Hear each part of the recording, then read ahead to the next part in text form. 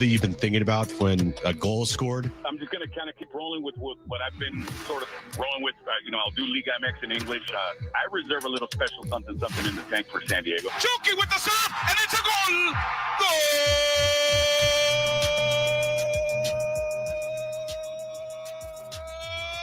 San Diego FC! Stay classy, San Diego! San Diego FC takes down the MLS champion LA Galaxy in their inaugural game. Up next, the home opener Saturday. The Aztecs struggle out in Logan, Utah. And an up-and-down weekend for the Padres out in Arizona going 2-1. What's it all mean? Let's find out with Jon and Jim. All right, San Diego and Southern California, what's going on? Hour one, Jon and Jim on this gorgeous Monday where it's got to be 80 degrees out. We're here until 6 p.m. We have a really good show lined up. Jake Zivin will join us. He was the good luck charm. He called this match for Apple TV, MLS Season Pass. He joined us last week. He'll join us at 3 p.m. to recap the win for San Diego FC and look at the Saturday because he's on the call again on Apple TV. Ryan Battertelli on the Aztecs will join us at 4:30. San Diego State assistant coach. There's a lot to get into there. And then Kevin Acee joins us from Arizona and the Cactus League. Kevin Acee, our Padres insider, will join us at 5 p.m. You heard there in the open. This is the thing that I've always loved about sports because you can spend all this time theorizing and speculating and saying, Dodgers are going to win the division. UConn's going to win a national championship. Well, they did. But Dodgers did win the division. But you don't know until you play. And last night, we didn't know what to expect going in. We talked about it last week. Like, you've got this expansion franchise and you've got the MLS Cup champ. You got a team that didn't lose at home last year against a team that's never played.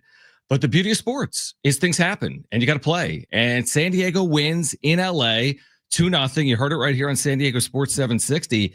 And what a start for a franchise. It would have been cool regardless. Just being on the field, no matter what happened, it's unique, it's special. But to win against the champs in Los Angeles, it doesn't get better than that, does it? So I watched pretty much the entire match. I listened to the amazing call right here on San Diego Sports 760. And look, I'm not going to come on here and say I'm some soccer expert because I'm not. But what I can say is watching that entire match, San Diego FC completely dominated the LA Galaxy. Like it was like second half domination. And the saying and the adage of like you only get one chance to make a good first impression. That was a very good first impression for San Diego FC. If you're one of those fans out there saying like, I want to check this out, or like, hey, I want to see what this looks like, right? And you turn on the television and they're the only fourth expansion franchise to pick up a win in their first ever match in MLS. I didn't realize that. They also are the first team in over a year to beat the Galaxy up in Carson. Galaxy did not lose an entire home match all last year. Right. And I don't know, man. I thought the style of play that they had in that game, and soccer can be one of those sports. Like if you want action, this isn't for you. But they were on the attack the entire match. And yeah, the first half it was scoreless, but right away, second half, 51st minute, boom, goal. And then the 92nd minute, boom, goal. It was an impressive showing. Fans showed out. The call was great on the radio. I thought the presentation on Apple TV Plus was fantastic. I was texting you back and forth saying like, dude, the presentation it's like perfect. I thought, I'm with you. First of all, the call you heard here, and we had Adrian Garcia Marquez last week. He's brilliant. With Darren Smith, they were terrific. And then Jake Zivin, who did it on Apple TV, and a lot of you were probably watching. He joined us last week. He'll join us again coming up later today. I thought he was outstanding on the call as well. Here's my question for San Diegans today. Were you watching? Were you listening? Were you there? 70470 started with the word team. Were you watching? Were you listening? Were you there? 877-767-4760 or 70470 started with the word team. I'll tell you this. Snapdragon Stadium Saturday night at 7:30 is going to be a scene. It was a scene, I thought, to your point last night, with San Diego supporters. They were terrific up in Carson. But what it's going to look like on Saturday, when you've been waiting for this isn't something that's like, they're like, oh, it's 600 days in the making. They said that on TV. It's like 30 years in the making. They talked about MLS in San Diego the day the league started, literally 30 years ago. And it's such an amazing market, obviously. I mean, that's been said over and over and over again. And to see the passion come through the television like it did yesterday, I can only imagine what Saturday is going to be like. You're going to have 35,000 San Diegans at Snapdragon Stadium for this home debut off a win over LA. It's going to be unbelievable. I saw a tweet by Darnay, and who? And he made a good point. How many more tickets will be sold over the next 72 hours just because of what happened last night? Not that many, because there were well over 30,000 before that game was even played. I meant like to get it over the limit. Like, yeah. you know what I mean? They're gonna like, sell out. Like if they were, let's say they lost last night 4-1. Still would have sold it out. I think you would have, yes, sold out, but I think the buzz wouldn't have been like it will be coming up for the match on Saturday is my point. And I just was so impressed. Like, I'm not the biggest soccer fan in the world. I don't know much about the game. It's more, like it's like just watching a chess match unfold and waiting until, something happens. But in this match, like San Diego FC, and you saw in the second half, they were just on the offense the entire match. It felt like it looked like that the Galaxy were the expansion team and San Diego FC were the defending MLS Cup champs. To your point, what I do like, here's the thing. Me and you are both similar when it comes to soccer. We didn't spend our whole lives growing up watching the sport. And I don't know the chess moves like I know it in baseball. Right. I know all the intricacies of baseball. I will say this. The similarities are you don't have to know every intricacy to go to a Padres game. No. You don't have to know every tactical move to go to a Major League Soccer game. And like, again, as someone that doesn't know all the nuance, I do know this. LA made a crazy, crucial mistake, right? They turned the ball over, and that basically was the difference, right? Yeah. I mean, they turned the ball over to start the second half. That leads to the first goal. And then, by the way, whoever was in goal for San Diego made some pivotal saves late. Oh, my gosh. And then they add on there, like you said, late to win it 2-0. But I'm with you. I mean, San Diego looked like the team that had been in the league and playing for the last 10 years. They looked like the team that had been in the postseason. And LA looked like kind of like this new side, this new team. They didn't necessarily look the part, but I guess seasons are long for a reason, and a good start for San Diego. For really only being together for 5 weeks? I don't know. I don't even know how long the team. Yeah, has it even been that long? It's just a dream start for the club. Dream start. You couldn't have asked for anything more. To go up to face the defending MLS Cup champs on the road, your first ever match as a club, and you go out and you put together that type of performance, and the atmosphere was great. Listening on the radio, it was fantastic. And now Andres Dreyer is the trivia, answer to the question, who was the first player to score for SDFC? And not only did he score one goal, he scored 2 goals. It's really incredible. It really is. Let's go to the phones. 877-767-4760. Were you there? Were you watching? Were you listening? 70470. Start it with team, or 877-767-4760. Hector, I think, fan of the show, friend of the show, with us right now on Jon and Jim. Thanks, Hector. Hey, guys. Thanks for taking my call. Yes, I was definitely there. I was hoping you guys would make it. That was the most electric. I've been to games at LAFC at the bank. This topped it 100%, dude. It's like, it reminded me of the Mexico-Germany match in the World Cup where Chucky Lozano himself scored against Germany when they were the defending World Cup champions. And there was an actual earthquake in Mexico City because so many people were happy about it. The fans were there. The SDFC fans were there representing at the very top corner of the stadium. The vibe was so electric, dude. What really scared me was, because you guys mentioned it, San Diego FC dominated and they had a chance to go up 2-0, 3-0. And I just felt a vibe, being an L3 fan my whole life, watching snagging the jaws of, victory from the jaws of defeat, or vice versa, that they're going to tie at the end when they brought in Miguel Berry, LA Galaxy did. But they were able to tack it on at the end. The vibe, you guys can't miss it on Saturday, dude. I better see you there at Snapdragon, guys. We're good. Thanks for the call, Hector. Yeah, I will not be there because San Diego State actually plays at 5 p.m. And then SDFC plays at 7:30, and we'll go right from our Aztec coverage right in to the call of San Diego FC on Saturday night. It's going to be unbelievable. I mean, if you've been to Snapdragon for soccer, which we have been, it's a great venue for soccer. It's just a great venue. Yeah. And there's just something about the way soccer shows on television. I thought, to your point last night on Apple TV, it really looked good. It really like did. the crowd, not just San Diego FC supporters, the end where the Galaxy supporters are, that supporter section for the Galaxy. It looks great on Apple TV. Does a really good job with the presentation. I get it. It's not CBS. It's not Fox. You just throw your TV on and it's there for everyone to watch it. I'm sure it limits the potential audience. There's not tens of millions of people watching like an NFL game. But once you're on Apple TV, the thing is so crisp. It really shows out well. Baseball, Apple TV, Major League Soccer. I mean, shoot, maybe in the future of the Pac-12 there. I'm a big fan of watching events on Apple TV like last night. Let's hear the call. So this is Anders Dreyer. First ever goal for San Diego FC, as heard right here on your home for San Diego FC, San Diego Sports 760. Here's the call, the first goal. Oh, look out. Error. Joki with the serve, and it's a goal. Goal.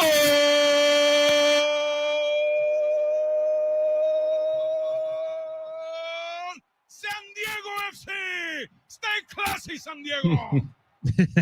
So Adrian Garcia Marquez, who's called everything, World Cups, Super Bowls, World Series, Spanish and English, is the radio voice for San Diego FC. And that did not disappoint. No, it did not. That did not disappoint. Now, I've only heard that call. I haven't heard the second goal call as of yet. I was watching the second goal. I haven't heard it. Second goal was beautiful. I want to hear the call of the second goal because I'll be hearing it for a first time. Let's take a listen. For San Diego FC, Andres Dreyer sees Tommy Angel on a run. Perfect ball placed in front of him. Angel approaches the 18 on the Galaxy side, looking for friends to go to the party. Shot with Andres Dreyer, goal. Goal.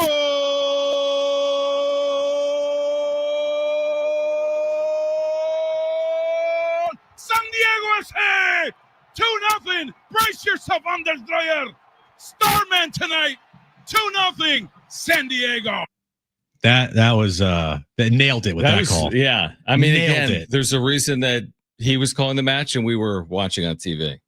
Exactly. Yeah. And the reason is because he's really good at it. So he's really good. You can hear it again Saturday, just like you can hear the Aztecs on Saturday. We've got the double dip, San Diego State basketball into San Diego FC soccer at Snapdragon Stadium. All right, we're just getting started. Really good show lined up for you here today. And again, if you missed the call on Apple TV, the play-by-play voice, Jake Zivin, will join us at 3 p.m. He'll be on the call this upcoming Saturday at Snapdragon as well. Ryan Battertelli, as the Aztecs get back to the floor for a huge game tomorrow against New Mexico, will join us at 4:30. And Kevin Acey is on the show at 5 p.m. And on the other side, we'll stick with what happened last night in Carson. And did the Padres miss the moment last night? We will explain. Coming up next is Jon and Jim.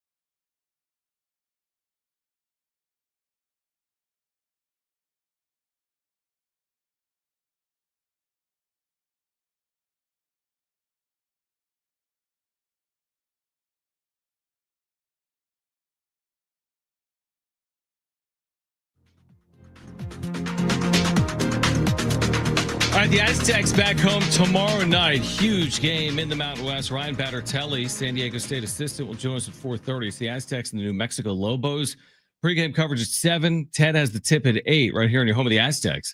San Diego Sports 760. So Jon and Jim with you. Again, the play-by-play voice for Apple TV, MLS season pass Jake Ziven. He had the call yesterday. He'll have the call in San Diego on Saturday coming up. He'll join us at 3 p.m. Jake Ziven.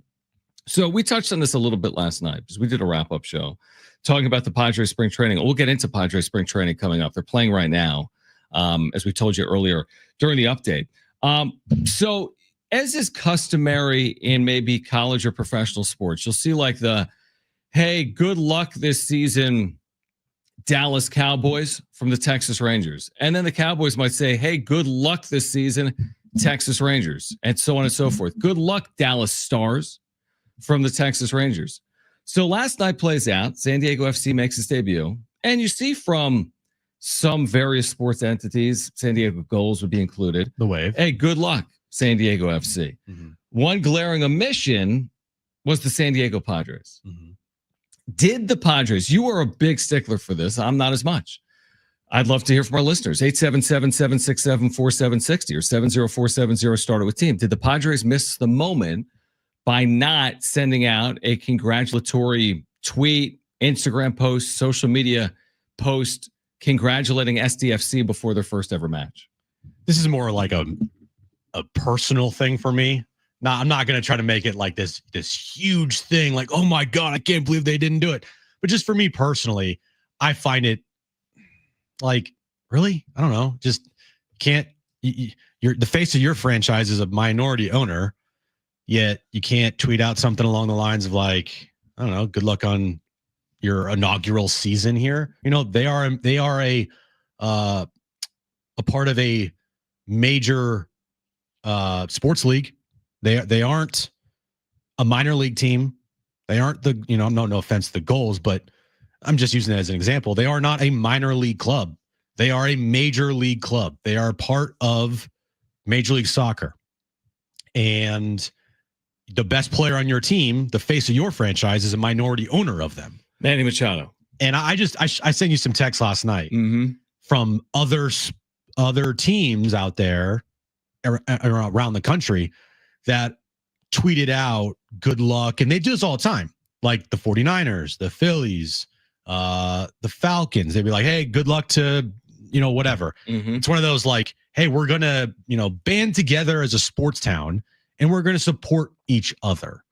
Because it's not like they're saying good luck to the Dodgers, right? No, that'd be weird. But they are, but soccer is not baseball and vice versa. And so I just viewed it as like, you can't take 2 seconds to tweet out, hey, good luck. It takes so much for the Padres to tweet about something other than the Padres. Right, like it's like the Aztecs getting to a national championship game. Right.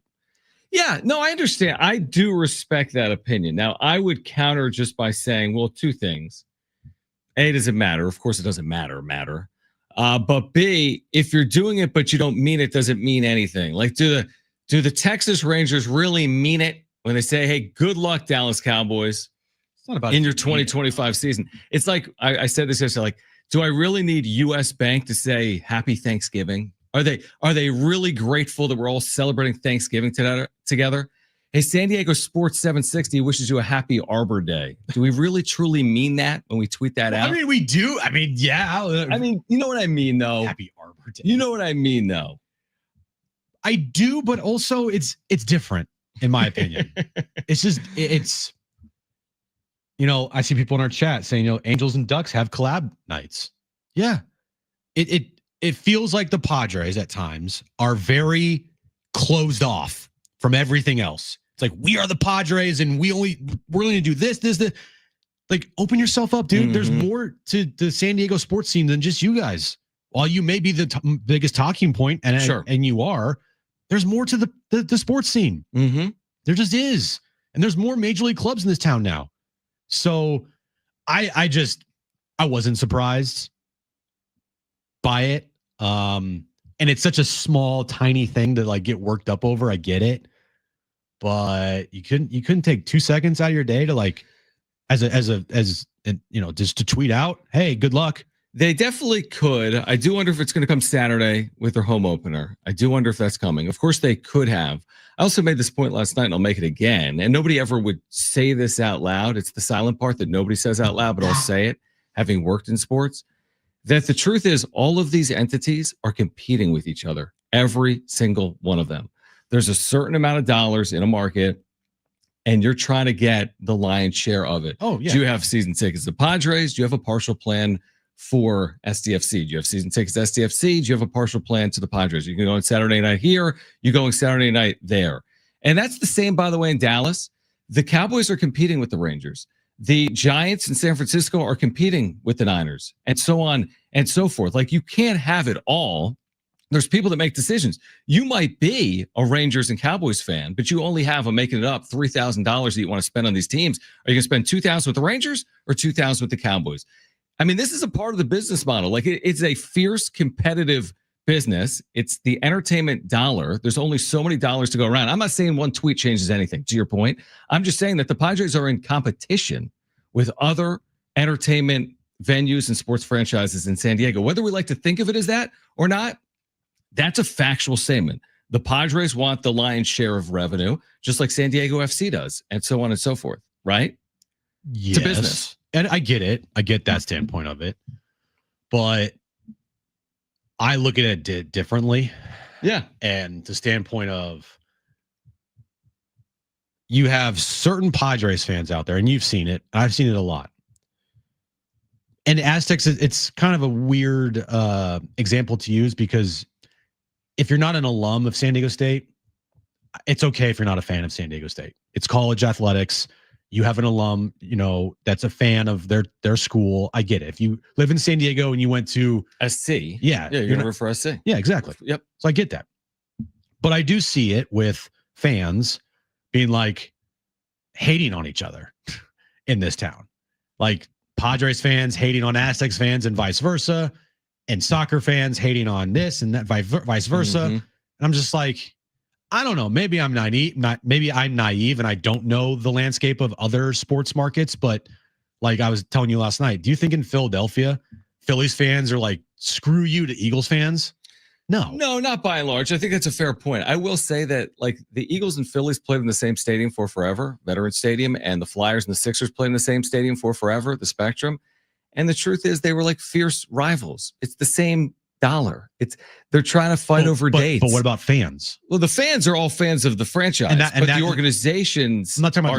I'm talking about the fans. I get it, but the Padres are an organization, right? The Padres are an organization. Yes, the fans feel differently, maybe, but I mean, what the fans want isn't always what the franchise is going to do. What I'm trying to get at is like, look, the Padres view themselves as the only thing in this town that matters, and it's not anymore. That's what I'm trying to say. Yeah, I don't know if they view themselves as the only thing that matters. I mean, you don't have to go that far back to know that they were the second fiddle, right? Exactly, and you bet, and you were right. Yeah. They probably threw parties when the Chargers left. Yeah, never publicly. I mean, they never say that. Yeah. But the truth is, are they creating more revenue today than they did 10 years ago? You better believe they are. Are they drawing more? Do they have more sponsors? And some of that has to do with the NFL leaving San Diego. Your thoughts on that? 70470, start it with the word team. We'll get to some of your texts, plus some Padres news and notes on the other side. About a week into spring training, about a month out from the start of the regular season, plus an update and the latest on Magoon Guath. What impact does it have on San Diego State in its quest to get to an NCAA tournament here in 2025? We're here until 6 p.m. Don't go anywhere. It's Jon and Jim.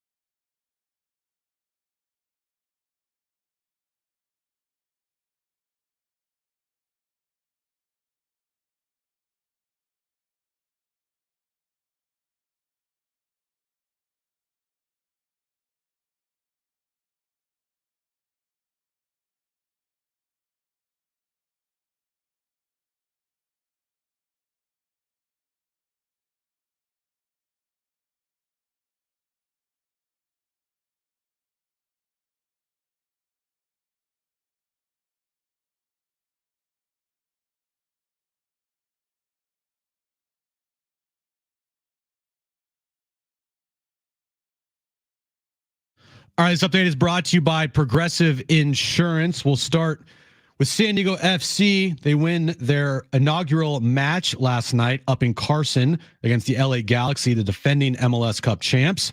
They won 2-0. Next up, they take on St. Louis Saturday at Snapdragon Stadium. Our pregame coverage starts at 7 p.m. with the match getting underway at 7:30 right here on your home for San Diego FC, San Diego Sports 760. San Diego State takes on New Mexico tomorrow night at Viejas Arena, 8 p.m. tip time, 7 p.m.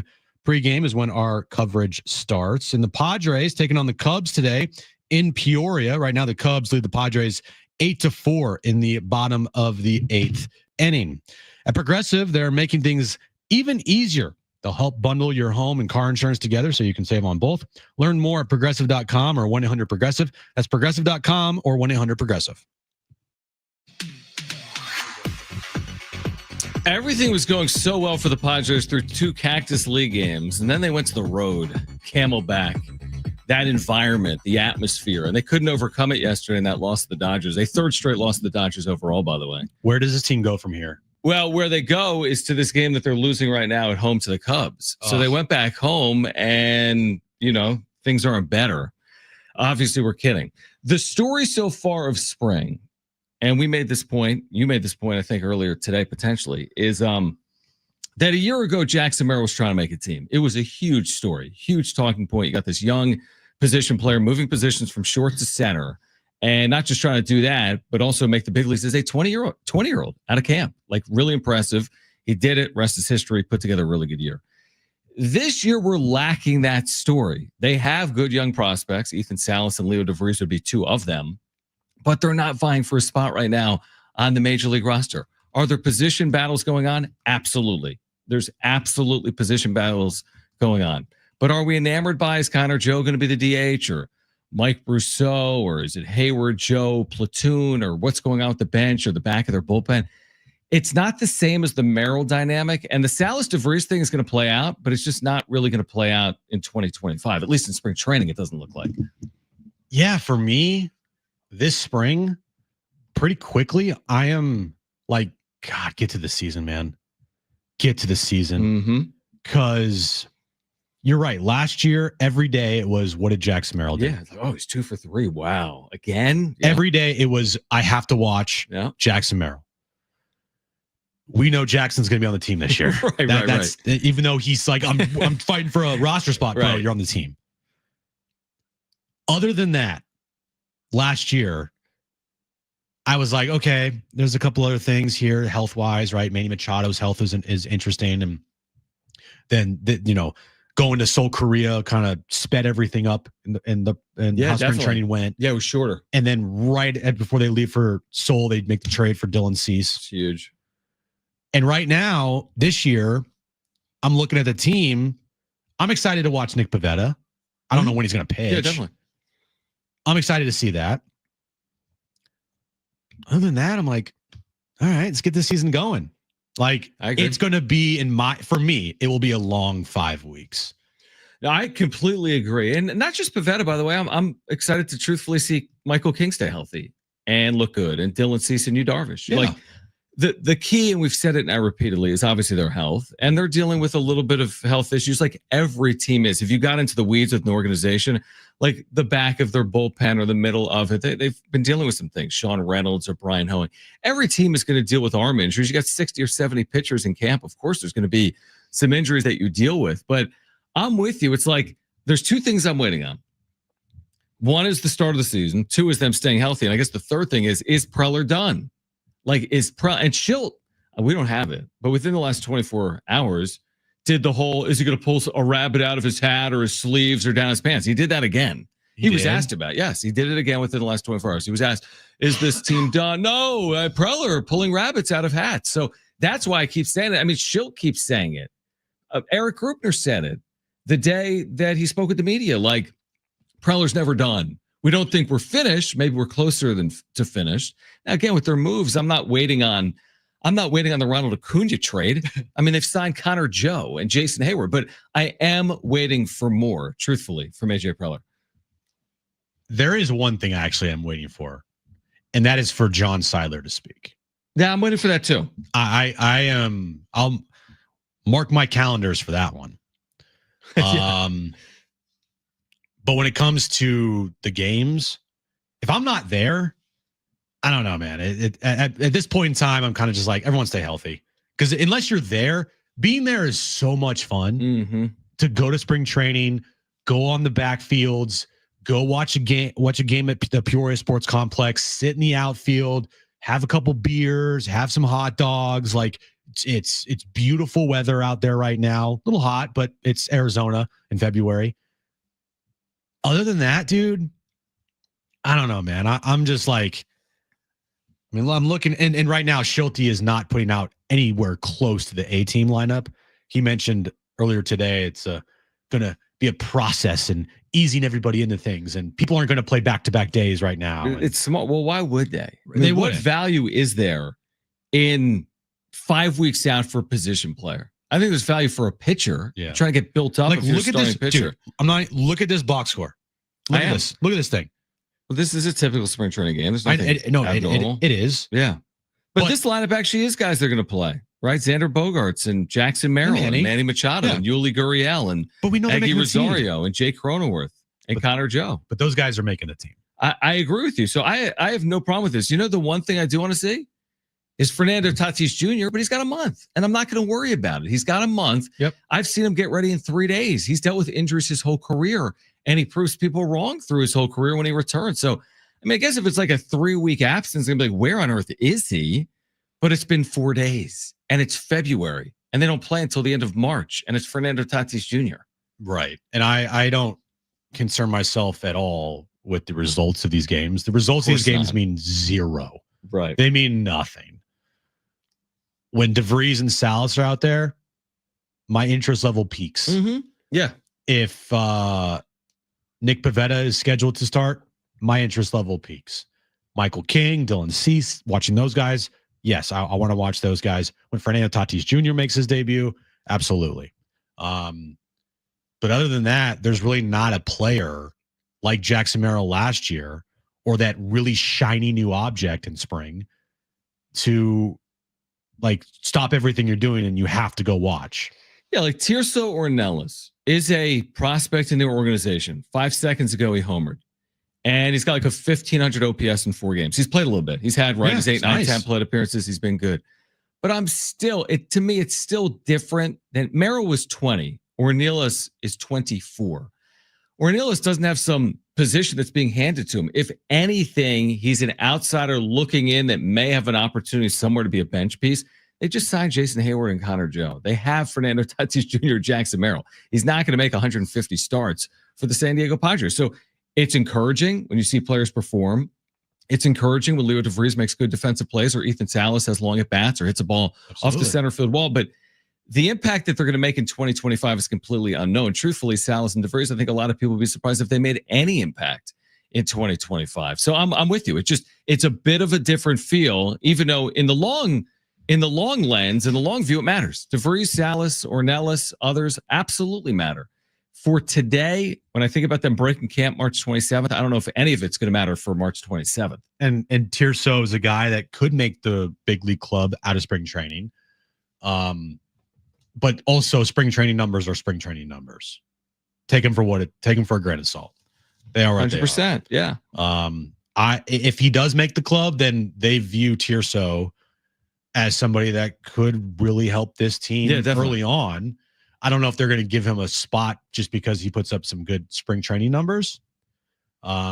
He's kind of came out of nowhere type of thing. Like, this guy Tirso is potentially fighting for an outfield spot along with Connor Joe and Jason Hayward. But those are interesting things. Other than that, like you're kind of just waiting. You're just waiting for the seasons to start. And there will be moments in spring where the roster gets finalized. Maybe there is another move that happens. Tatis or Merrill, they have good games, or Manny's already hit a home run. First pitch he saw in spring. Yep. Just making sure that these guys stay healthy. Like those are the main storylines without this shiny new object. Like we're not covering the Mets where it's like, Juan Soto. You have to watch Juan Soto. Who also homered his first AB. Right. Exactly.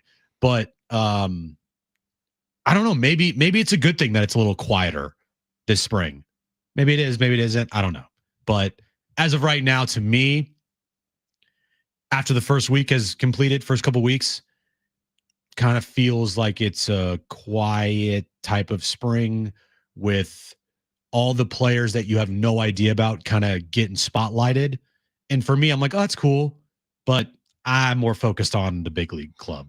And I'm with you. I'm fine with it. If this is a quote unquote quiet spring and they stay relatively healthy, I'm okay with that. Now, would I prefer maybe something splashy? Like if you gave me the next Dylan Cease or the next Luis Ariz, splashy, but better than like an alternative where you deal with something that's going to potentially hamper you or hold you back in 2025. All right. On the other side, we'll switch gears. San Diego State not only loses Saturday night to Utah State, they also lose arguably one of their best players. What are the ramifications? Plus, Jake Ziffin, MLS season pass. He was on the call last night. He'll be on the call Saturday night from Snapdragon Stadium for San Diego FC. He'll join us at 3 right here on Jon and Jim.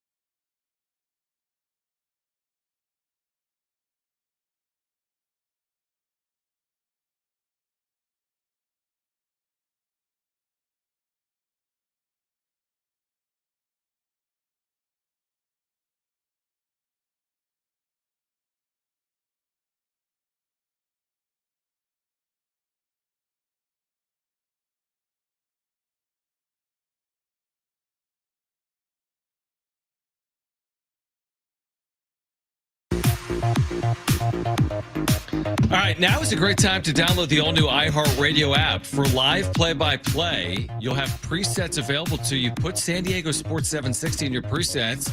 You'll have live play-by-play of San Diego State football and basketball, San Diego FC, and more, including Jon and Jim. Also, you can put Jon and Jim in your presets. You can listen back to the show on demand at your convenience. So download the all-new iHeartRadio app. Put us in your presets, San Diego Sports 760 and Jon and Jim, and you won't miss a moment, ever. Of this show or any Aztec action, basketball and football, or now San Diego FC. All right, so Saturday night, this is a busy weekend. You have the Aztecs playing a meaningful game at Utah State, trying to avenge an earlier season loss here. And it was a back-and-forth game. The story, though, of the game is a minute in, Magoon Guath suffers what was reported at the time, and we don't have an update as of yet. We'll see if we get one from Ryan Battertelli, assistant coach, at 4:30. But he suffers a hyperextended knee is the initial report, right? He lands awkwardly on his right leg. He suffers a hyperextended knee. They let the game play on. Yeah, what happened here? Ridiculously, it cost San Diego State 2 points. He's under the hoop for like a minute. They go the other way, play 4-on-5s in offense. And then they go the other way, play 5-on-4s of defense. There's like a breakaway slam. The dude lands like an inch away from Guath. You see San Diego State's trainer underneath pleading with the officials, stop the game. You're going to get this guy more hurt. It was ridiculous how it played out. I'm shocked we haven't seen a statement on it, truthfully. It was that ridiculous. So anyway, they overcome this. They lead 69-65. There's 3.5 minutes left. And they allow a 14-2 run to end the game, 11 of the points at the free throw line. They allowed one made field goal in the final 3:30. They end up losing the game 79-71. So the story within the story is, well, are you going to get Magoon Guath back? And nobody as of now really knows his status. And can you make the NCAA tournament in the absence of Magoon Guath, who's one of the great defensive players in America? It's just one of the worst injuries at the worst time. Right at the most critical part of your season, heading into conference tournament play. I hope it's not as bad as it looked. I hope it's just maybe a couple week thing, but also I'm not expecting it to be as easy as just like, oh, he's fine. He's fine. I don't know what to expect, truthfully. Matt Mitchell did something like this in Logan, and I thought he was going to miss the year. He was back in 10 days. But everyone is their own. I have no idea if there's damage in his knee or if it's just a hyperextended knee. There's examples of guys that, again, come back within a week from a hyperextended knee. And then there's other knee injuries that could cost you months and months and months. So you kind of cross your fingers and hope for the best. And then you wonder, can you survive in his absence? He's not playing tomorrow. Brian Dutcher essentially said that to Mark Ziegler. I mean, he hasn't been ruled out officially, but let's just assume he's not playing tomorrow. We're taking on a team that's, 14-2 in the Mountain West, has Donovan Dent. He's on the Naismith watch list for the best player in America. Nelly Jr. Joseph, terrific forward, center. So, you got to go beat a team that's beaten you earlier this year in a game that I'm not saying is a must win, but you're getting to the point where this is close to a must win for the Aztecs. Pretty close, because you need to have at least one win under a top team in your conference under your belt. You've already lost to New Mexico once on the road.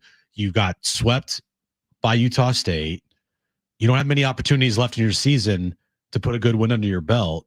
And then once you get to the conference tournament, who knows what they're going to have to do to potentially get in the NCAA tournament. I think tomorrow's a huge game, obviously, and it just gets even tougher now without Magoon. I wasn't able to watch the start of the game, so I didn't know exactly what happened with what you're talking about with Goon, but it sounds like it was ridiculous. I mean, it was insanity. Yeah. Like in actuality, no matter who's watching this game, whatever lens you're looking through, he goes down hard. He's out of bounds under the hoop, reaching at his knee, in pain. The play continues the other way. Mm-hmm. San Diego State misses a shot 4-on-5. I mean, San Diego State can't stop the clock. It's actually the referee's responsibility to use the timeout, not the team's. Those refs were awful. The officiating on Saturday was awful. But this is a joke. I mean, look at it this way. They lose by 8. All of it was at the free throw line. Utah State was gifted 2 points on this play that Guath was injured on. They were gifted 2 points on a technical foul with 2 seconds left against the bench. That's 4 points. Yeah. And the Aztecs, the one thing I would say in not having Guath, and it's a significant loss, make no mistake. Yep. But in the short term, can you overcome it? I mean, they lose arguably their best player, and they were even, if not ahead, for most of the game without him. You know, they led 69-65. They didn't have him. Another comeback, you know. Yeah, they were down 14 in the first half. So Yeah. I wonder, like, yeah, it's not ideal, and hopefully you get them back, obviously, but like, can you do it? That's now their job. I mean, Brian Dutcher can't do anything about the players he doesn't have available to him. It's like a little bit of a next man up. Like, can you beat New Mexico at home tomorrow without Magoon Guath? Couple of days practice. What are you going to do? You know, on your interior, who moves to the 4, who plays the 5, and can you put together a game plan without Magoon Guath to win a crucial game? Yeah, and just going back to Saturday night, just real quick, like, you know, Rich says it in the chat, and that play, I was like, are you kidding me right now? The BJ Davis foul that the dude walked fouled him out, out, and exactly. It was a terribly officiated game. It really was. And I think San Diego State lost by 8, and they allowed 11 more made free throws. So the whole difference. San Diego State outshot Utah State on its own floor. Right. It actually wasn't even that close, I think. They outshot by 4 or 5%, or 3 or 4%. So it's kind of disappointing because it was right there for the taking. Yeah. So it wasn't all officiating. Like, they go up 69-65. I don't know if you're watching that point. Ian Martinez drills a left wing 3, right? Just when you took a 4-point lead. And then they go down, and to your point, they get fouled on a 3-point shot. They didn't make another shot. From down 69-68, all 11 of their points are at the free throw line. That's how Utah State beat San Diego State. So, must be nice. Yeah, it's like, can the Aztecs have a game like that where they win a game because they go to the free throw line for 11 consecutive points to end it? The answer so far has been no. No. On their season. And on the road, it's even tougher to get the whistle. Yeah, now, again, maybe they'll meet again. Maybe they'll meet in Vegas. And San Diego State has a ton to play for right now. Like, if you look at the bracketology like I do, you know, I look at it.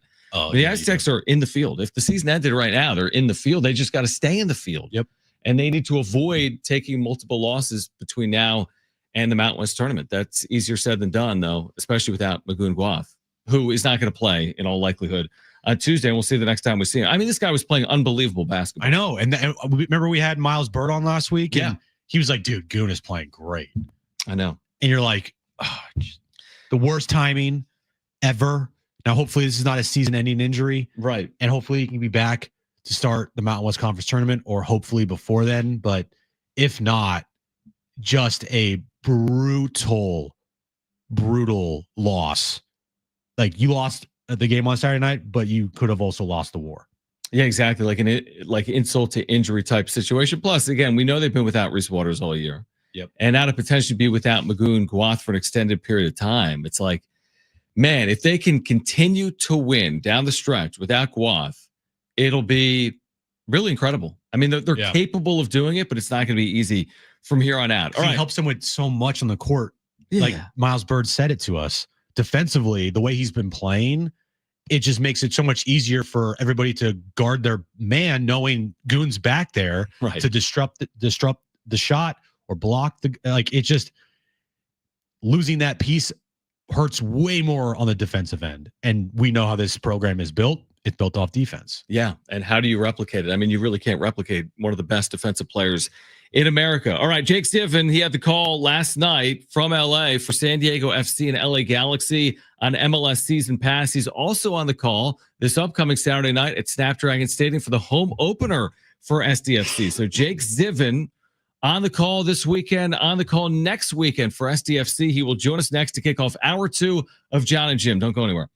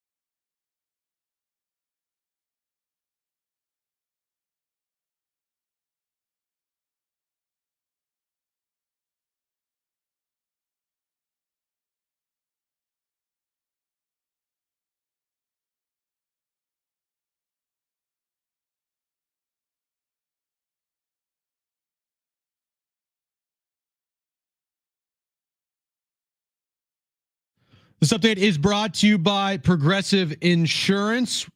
Looking at the Cactus League scoreboard right now, Padres trail the Cubbies 10-5 in the top of the ninth inning in Peoria.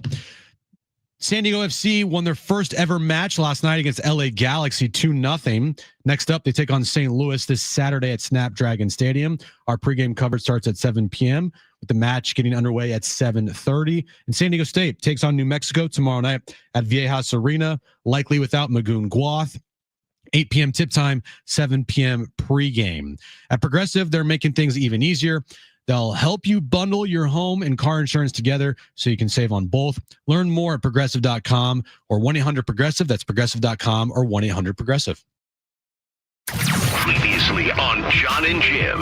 Adrian Garcia Marquez, the play-by-play voice of San Diego FC. Do you have a signature call that you've been thinking about when a goal is scored? I'm just going to kind of keep rolling with what I've been sort of rolling with. I'll do Liga MX in English. I reserve a little special something in the tank for San Diego. Chucky with the serve, and it's a goal! Goal!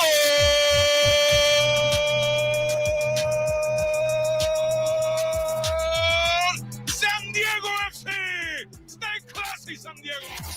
San Diego FC takes down the MLS champion LA Galaxy in their inaugural game. Up next, the home opener Saturday. The Aztecs struggle out in Logan, Utah. And an up-and-down weekend for the Padres out in Arizona going 2-1. What's it all mean? Let's find out with Jon and Jim. All right, San Diego, Southern California, what's going on? This is hour 2 of Jon and Jim. We continue to react to just a spectacular night. Last night in Carson between San Diego FC and the LA Galaxy, Jake Zivin was on the call on Apple TV, MLS Season Pass. He had a different goal call than Adrian Garcia Marquez, who was on the call right here for San Diego Sports 760. Jake, we appreciate you hopping back on. We were with you last week, and now you're getting ready to call another match at Snapdragon, the home debut for SDFC. But let's start with last night. I mean, it's kind of facetious as I ask it, but how impressive was San Diego in that environment and circumstance as an expansion side against the MLS Cup champions? Yeah, it was awesome. First of all, shout out to the legend Adrian Garcia Marquez. It was great to see him last night in Carson and again in San Diego. You guys have a great play-by-play guy for San Diego FC. Man, it was so impressive from Mikey Varas. From everybody involved. Tyler Heaps, I mean, so much credit deserves to go to Tyler Heaps, who put this team together, to Mikey Varas, who got them ready for this moment. They didn't look like an expansion team. It didn't look like 11 players who were playing their first competitive match together. They had an identity. They had ideas. They were confident. They executed that plan really well.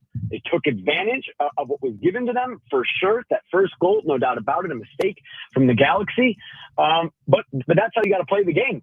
And defensively, they were fantastic. The Galaxy didn't threaten until they kind of had to get really desperate at the end. Man, I can't say enough about how impressive all around that opening night was from San Diego FC. If this is the way that, San Diego FC wants to operate, how do you envision their season? How could you think it could go? Do you think this team could be pretty good this year? Do you think they can make some noise this year? I know a lot of people picked them to finish in last, but after last night, you're kind of thinking to yourself, this team might have something going here? Absolutely, right. I think the people who picked them, and look, man, preseason predictions, particularly in Major League Soccer, are so hard because there is so much change year to year.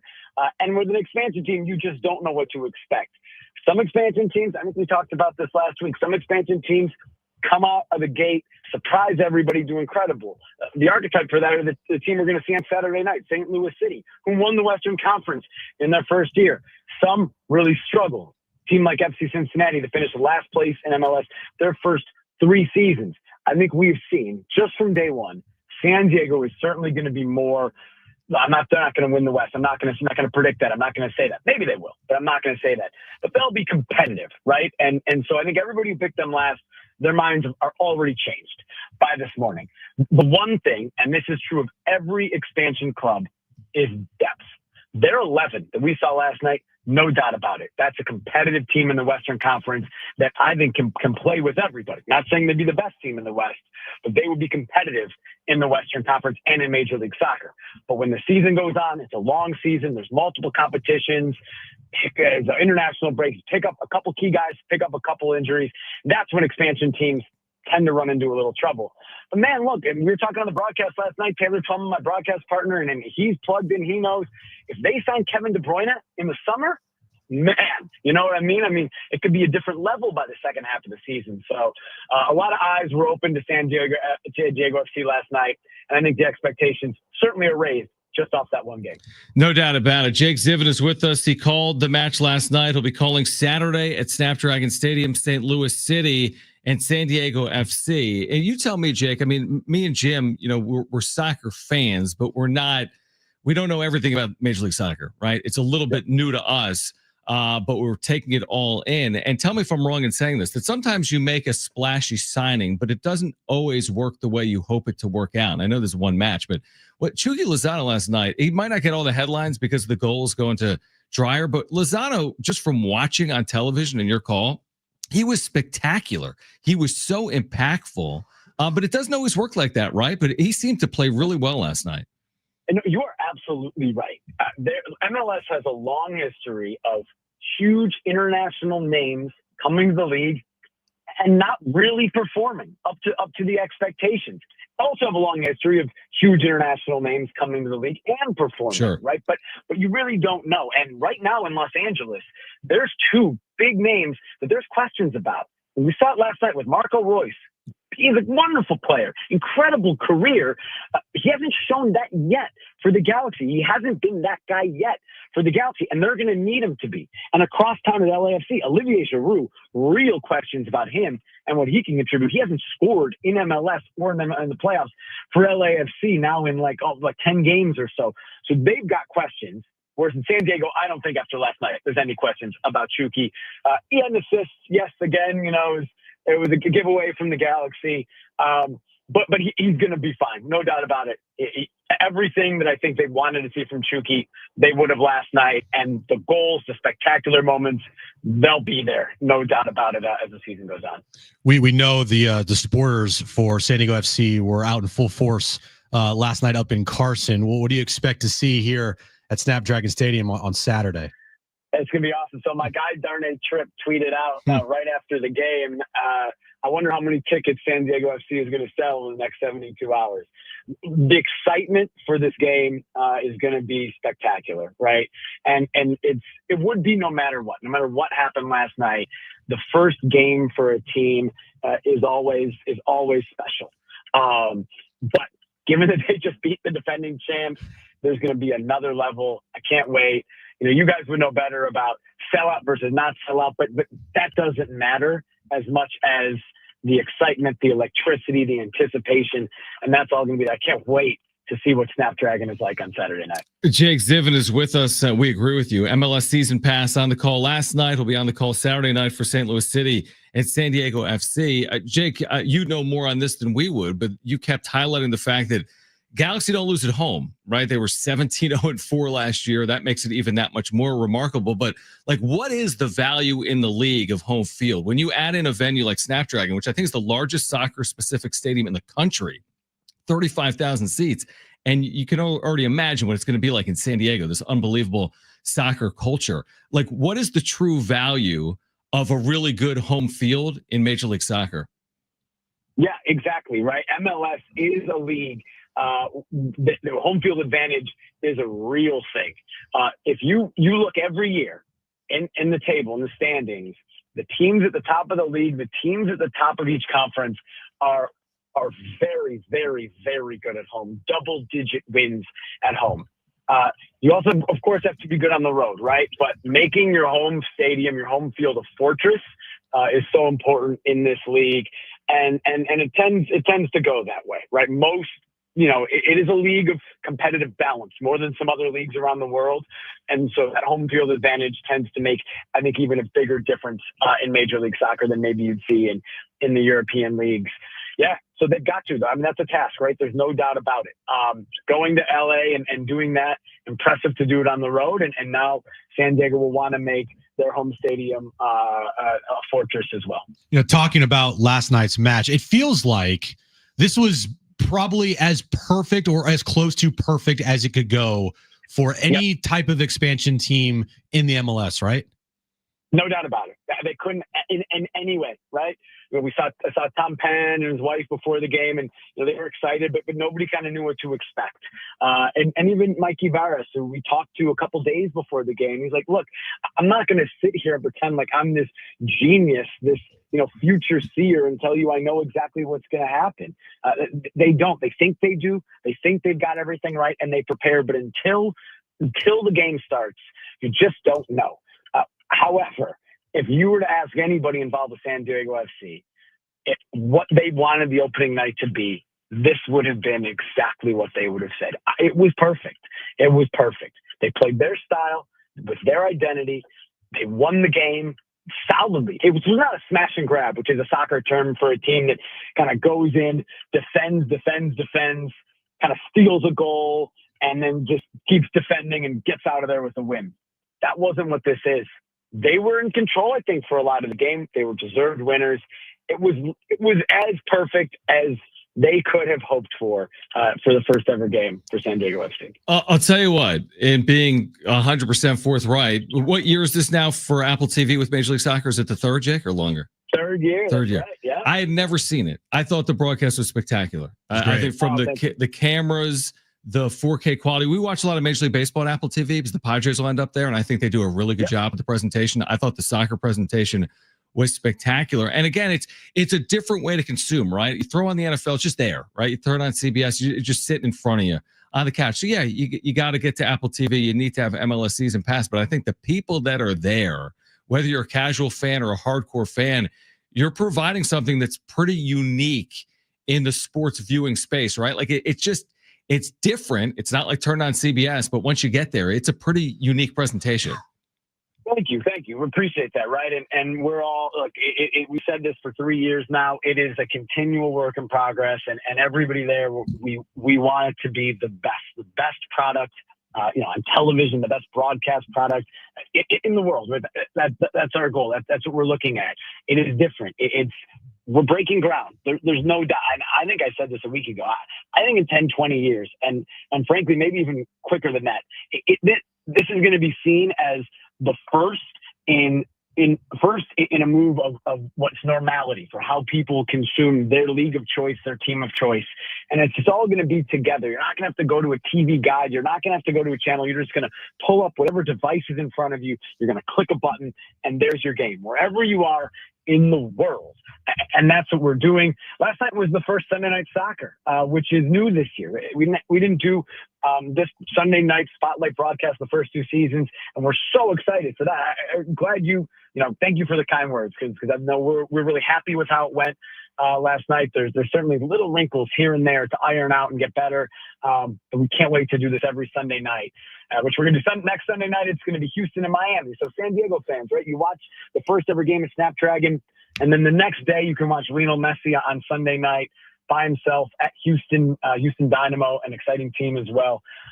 So man, we're so excited for Sunday Night Soccer, and thank you. I'm glad that you guys enjoyed the broadcast last night. Have you been to Snapdragon yet? I don't know if we've asked you this. Yes, we did. So we did the Club America Atlas game in Leagues Cup last year. Got it. So it was kind of a little dress rehearsal for us to check out the stadium and do a broadcast there. It was a pretty good environment on that day. Obviously, the America fans showed out.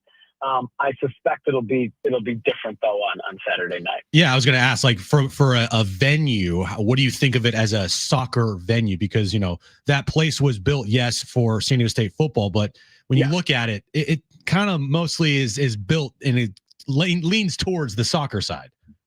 Exactly right. I mean, the sight lines seem to be great. From everywhere in the stadium, it despite it being, as you said, quite large for an MLS stadium at 35,000.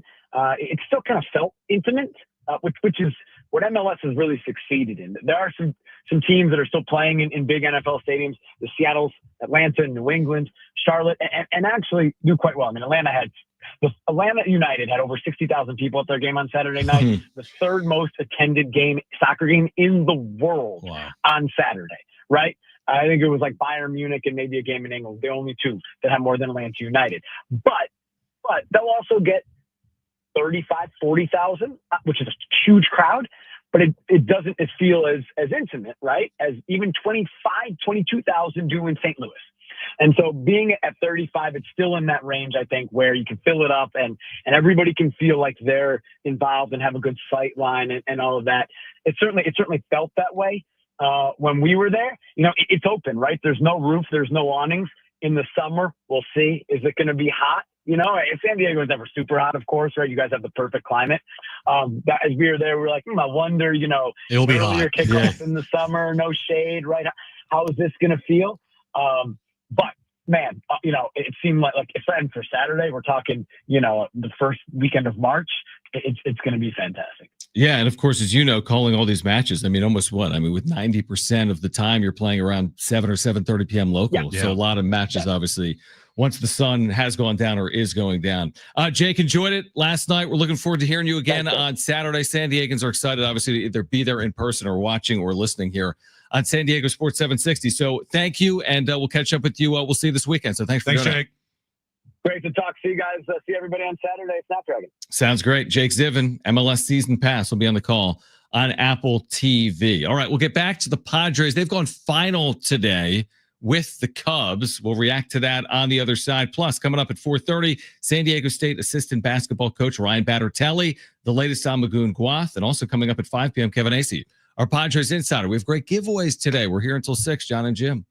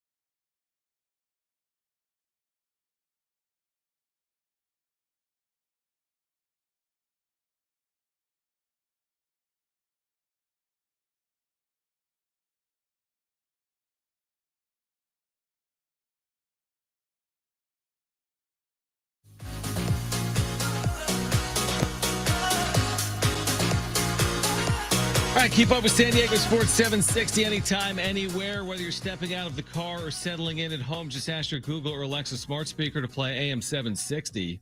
Or stream it live through the iHeartRadio app. It's never been easier to stay connected with your favorite shows like this one, Jon and Jim. San Diego Sports 760 goes where you go. Is it time to have a conversation about the state of the San Diego Padres after losing at home to the Cubs today in the Cactus League? We need to start a dialogue. This is unacceptable. This is a second straight loss. Yesterday was against the nemesis, the Dodgers. It all started there. And you may recall that the Dodgers beat them in the postseason last year. They followed up with a Cactus League win. And then today, you just don't show up. Am I wrong? It trailed what? They trailed early, 7-2 at one point. Now, they rallied. None of this matters, folks. Like, truly, you can't even joke about it because it's that ridiculous. The Padres are 2-2 in the Cactus League. Actually, had some good moments today. Eggy Rosario has homered. Tirso Ornelas homered in this game as well for the Padres. I have no clue who pitched today. They allowed 10 runs at home. Look, JB Wendelken's 67.50 ERA in the Cactus League right now is just not acceptable, like, at all. Jose Espada has a 10.80 ERA in spring and 1 2/3 innings pitch. Like, you got to tighten this up, guys. I just want to hear from Schill. Like, is he going to take accountability? I mean, I would hope so. The team went 1 for 9 with runners in scoring position. That's been a struggle early in spring. They left 10. Right? They left 10 runners on, John. What are we doing here? That was the difference. That was the difference. You give up. That 6th inning was a joke. It was a joke. It was a joke. They'll talk about that for a while. I'm gonna have a hard time sleeping. Well, how do you look at it? Because Stephen Kolek tomorrow at home against the Angels, like, you can't afford to make that 3 straight losses tomorrow against the Angels. If they do lose tomorrow, I also won't care. And if they lose the next day, I'm trying really hard. I know. I just don't care. Yeah. Again, now, do we want to see Nick Pivetta? Yeah. And do we want to see some of these starting pitchers work deeper into games once we get into 5, 10, 15 games into spring? Yeah, you will. You're not going to want to see Yu Darvish on March 19th throw an inning. You're going to want to see guys throw 3-4 innings come the end of camp. One thing, though, that is interesting that I asked Kevin about last week. Hold Jonas at 5. Yes. Where's Jackson Merrill going to be hitting in the lineup? Right. Well, today he hit 3rd. Okay. It was Eggy Rosario, Xander Bogaerts, Jackson Merrill, Manny Machado. Yep. Yuli Gurriel. Now, that's not going to be the lineup on opening day, but Jackson Merrill and Manny Machado hitting 3-4 there. Pretty interesting. I like Merrill 3rd. I do too. I really do. I mean, I saw something today. How about this? Jackson Merrill as the 12th shortest odds to win the National League MVP. Now, Tatis is 3rd, and Manny was something like 25th. Like, Merrill is expected, according to odds makers, to have a better year than Manny Machado. So if Merrill's going to have a better year than Manny Machado, he should not be batting 6th. If Merrill's a true top 10 MVP candidate, he should not be batting 6th. Like, this is the big boy pant time of your career. Like, this guy burst onto the scene. You don't need to baby anything anymore. It's year 2. I'm not saying he's going to have the exact same success. It won't be easy, but you got to throw him fully in now. Based on what he did last year, there's no reason not to. They're not in a position to not put Jackson Merrill towards the top of their lineup, is what I would say. They're going to. They will. They're going to. Yep. He'll make the jump. He's going to hit 3rd, it looks like, in this lineup. And I'm perfectly okay with that. Mm-hmm. Actually, I prefer it. Having a top 4 of Arise, Tatis, Merrill, Machado, that's a good start. Right. Then it's like, okay, what are you going to do 5 through 9? Where's Xander going to hit? And if he hits 5th, you got to produce. If you're going to hit 5th in this lineup, you got to have more than 60 RBI in a season. But if he's not, where are you going to put Jake in that spot? Are you going to have, Jason Hayward, Connor Joe? Like, that's too high for me. Right. That's why, like, the loss of Profar would have been great in the middle of that lineup behind Manny Machado.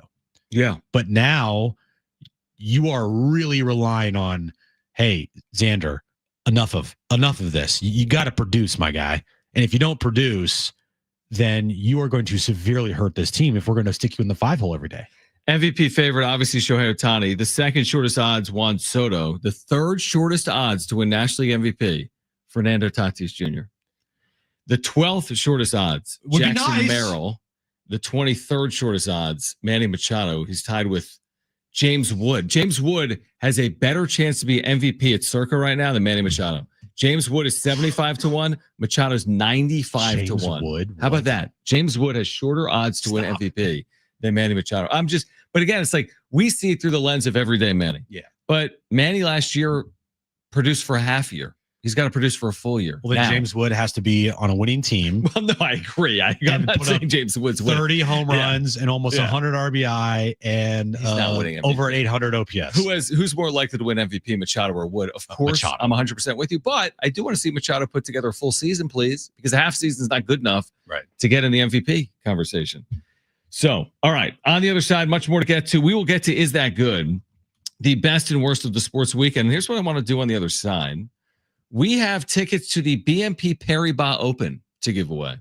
And we'll do that coming up next. Great event in Palm Springs, Wells Tennis Garden. We'll tell you more about it on the other side. We have tickets to give away. We'll do that coming up next. Plus, Is That Good? The best and worst of the sports weekend. Ryan Battertelli, Aztec assistant, is going to join us. Kevin Acey at 5 p.m. from Cactus League action in Arizona. We're here until 6, Jon and Jim.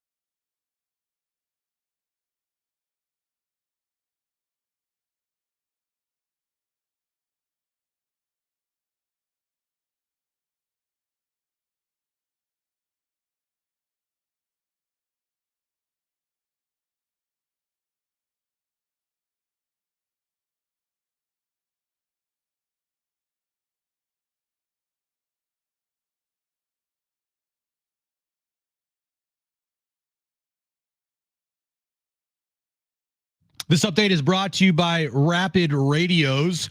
We'll start with the Padres. They lost 2 in a row, John. Today they lost to the Cubbies 10-5 in spring training action. Moving over to San Diego FC, they won their inaugural match up in Carson against the LA Galaxy last night, 2-0. Next up, they take on St. Louis this Saturday at Snapdragon Stadium.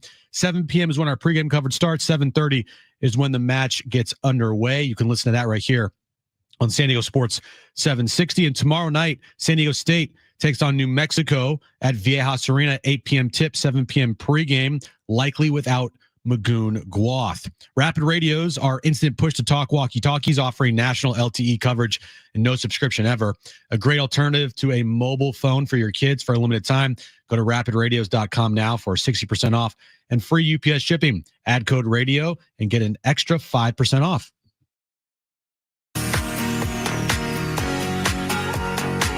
All right, Jon and Jim back with you. Kevin AC at 5 p.m. Aztec men's basketball assistant Ryan Battertelli at 4:30.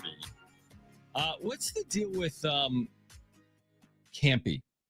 So off the text line, hasn't appeared in the first 4 games. I have not followed this story. I don't know if there is a story. We can ask Kevin. We can ask Kevin. He wrote about, no, Jeff Sanders wrote about him this weekend. I saw that article. I didn't read it. And I still haven't. So I don't know if it's just, hey, it's a long spring and he's expected to be a key contributor behind the plate, and we don't need him to be catching February 20th. I don't know the circumstances with it. I do know this. He's battled injuries throughout his career, and he's battled ineffectiveness throughout his career, and they could really use some consistency from Luis Campusano. This isn't just some fringe around the edges piece. Like, this is a guy that they could use being good. And he hasn't really yet been good in his major league career. He's not 26 years of age. So, like, time for Luis Campusano to take a step forward and help this team. I think that's completely reasonable and fair. Oh, it's more than reasonable and fair. It's almost like it has to happen right. Or the likelihood of Luis Campusano being here long-term in a Padres uniform is not in the cards. Mm-hmm. He's been given multiple opportunities. And at every turn, he's come up short. Whether it be he suffers an injury or he just loses out on a starting job or defensively he's not good enough or whatever the case may be, when he has been given opportunities, he loses those opportunities and he loses starts because someone else behind him is playing better than him. And so I kind of am over Campy, to be honest with you. I think he's been given plenty of opportunity. I just don't see it. I mean, he's changed his batting stance how many times now in the last couple years? It's like, are we going to find something that works here or not? And for me, it just doesn't work. And that is one of the things going into the season that concerns me is their backstop. Elias Diaz, Martin Maldonado, Luis Campusano, Brett Sullivan, to me, is not it. And if I'm AJ Preller, I am continuously looking for an upgrade at that position because the 4 guys I just named, none of them scream playoff caliber catcher. Do they to you? Because they don't to me. No, I mean, this got so bad for Campy, they've sent him down before the postseason last year. Yeah. They sent him down last September. Like, that is a true, like, I don't know, fall flat on your face moment if you're a prospect catcher. Like, he's no longer a prospect. I mean, he's no longer guaranteed anything in this organization. I still think as if he's got a good chance to win something because, like you just said, their catching situation isn't overly exciting. So I think he's got a decent chance with a decent spring to play a lot for the Padres in 2025, but he's guaranteed nothing. And he does have to stay healthy and he does have to contribute offensively. I don't know what the deal is. There was a time where I thought he had the makings of being a pretty good offensive weapon, and I would never say that right now. He's got to go prove that he's got the makings of being a good offensive weapon. Because right now, I don't know. Again, it's another one of those positions where it's like, yeah, it's there, but it's not overly sexy. Like the Hayward Joe thing, okay, that's what they're going to do. The Campy Maldonado thing, okay, that's what they're going to do. But again, it's like, oh, okay, you have the players, but is that enough to compete at those positions? I don't know. And yeah, going into last season, did anybody think that Kyle Higashioka was going to be this team's everyday catcher and have 18 home runs for you? And, you know, like, yeah, probably not. But when you lose that and you have to replace it, you have a bunch of unknown, I don't know. Right. I mean, Elias Diaz last year got cut for a reason from the Colorado Rockies. Mm-hmm. Yeah, he was in the All-Star game a couple years ago and won the All-Star game MVP. That's great. But he also just recently got cut from the freaking Rockies. Martin Maldonado, you could argue, was one of, if not the worst position players in all of baseball last year. Mm-hmm. Brett Sullivan, nah. Luis Campusano, nah. I saw this on Twitter. Well, the team's record with Campy behind the plate was really good. Okay, that's great. But he also got beat out. If his record behind the plate was so good, which it was better. I think it was almost better than Higgy's. Winning percentage, maybe. Yeah. Then why wasn't he starting at the end of the year? And why wasn't he catching every single game? Yeah, because it's an overrated stat. Exactly. Right. So there's that. Yeah, I'm curious about Campy. I'm curious about a lot of things with this team, truthfully. I think there's a lot of good potentially, and I think there's a lot of question marks. And, we just kind of wait and see. I don't know. I mean, it's not impossible to imagine Luis Campusano plays well. It's not impossible to imagine Jason Hayward has a resurgence. It's not impossible, but it's far from a guarantee either. And the one thing about catcher with offensive stats, and we've talked about it, is that like the average offensive stats for a catcher last year in the big leagues were awful.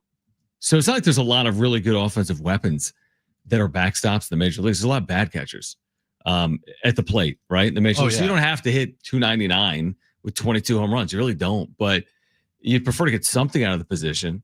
And they did, like you said, out of Higgy last year, but they haven't as of yet. Luis Campusano has moments. I think second half of 2023. He's had moments. He's had moments, but like you got to go put together like a 100 game stretch. You got it. And not only do you have to perform offensively, like it's more important for him defensively that the Padres view him as a catcher that they're comfortable with behind the plate because they don't and they haven't. And it's going on how many years now where it's been an issue with this team defensively for him?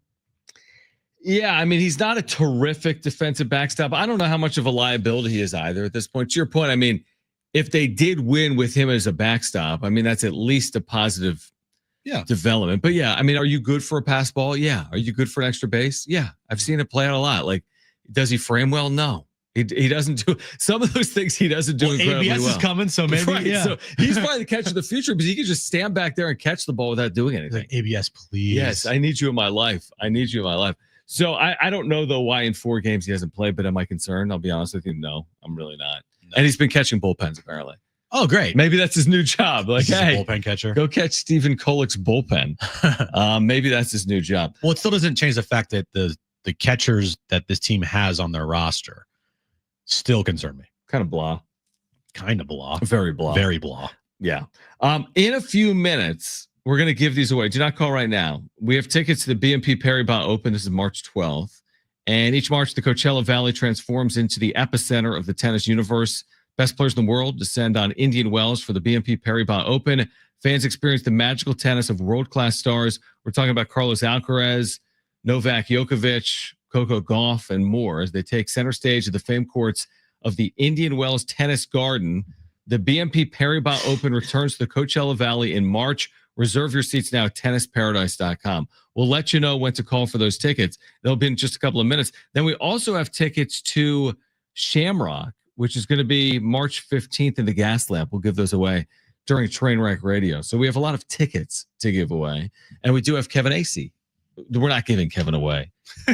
Kevin, surprise, you're a prize. You are surprised. We're giving you away. Yeah. He probably wouldn't mind it as often as he'd probably rather be given away than join us 3 times a week. Probably. Throughout the course of the season. I don't blame him. We'll get Ryan Battertelli with us at 4:30. First-year Aztec assistant. We touched on this earlier. Magoon Guath went down due to injury. When are we going to know Saturday, an update on that? I mean, well, 4:30 we'll ask. You know? What about your insiders, John? What about your sources? My sources are I'll ask at 4:30. Right? Those are my sources. I'll ask at 4:30. I mean, the best case scenario is that he returns this year. Like, you know what I mean? That's the best case scenario that you see him at some point. I mean, we all saw this with our own eyes. It didn't look like, oh, he'll be good for Tuesday night. Like, that's not going to be the case. No. But hopefully it's not something of such significance that not only does he miss the remainder of the year, but it then impacts him in the offseason as well. Something that would have to be rehabbed. I mean, this guy's future is incredibly bright. Mhm. I'm talking about pro prospects. The head coach at Utah State spoke about him after the game on Saturday and said, before this game, I got calls from 3 NBA teams about Mugungwa.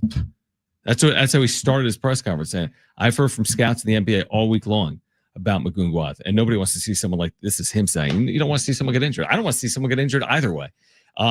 So it's a part of the game. It's a part of sports. You got to overcome it. That's the deal with tomorrow. They need to overcome it tomorrow because it's extremely unlikely we see him tomorrow. But hopefully he does return. The best case scenario is we see him before this 24-25 season comes to an end. I hope so, because that's going to be a huge bummer if we don't. Because they were starting to play their best basketball, it felt like, and then right away the game starts, and within the first minute he goes down, and you're just like, "Yep, what the hell, man?" Yeah, no, you're right. It was just like the balloon just popped. We'll try to get an update. We'll see if there is an update from Ryan Battertelli at 4:30. But call right now if you want 2 free tickets to the BNP Paribas Open March 12th, Indian Wells. BNP Paribas Open. 877-767-4760. Caller 3, you've got 2 free tickets. 877-767-4760. Caller 3, you have 2 free tickets to the BNP Paribas Open on March 12th. Great event. Great tournament. 877-767-4760. Call right now if you want 2 free tickets to the BNP Paribas Open. Is that good? The best and worst of the sports weekend. Coming up next, Jon and Jim.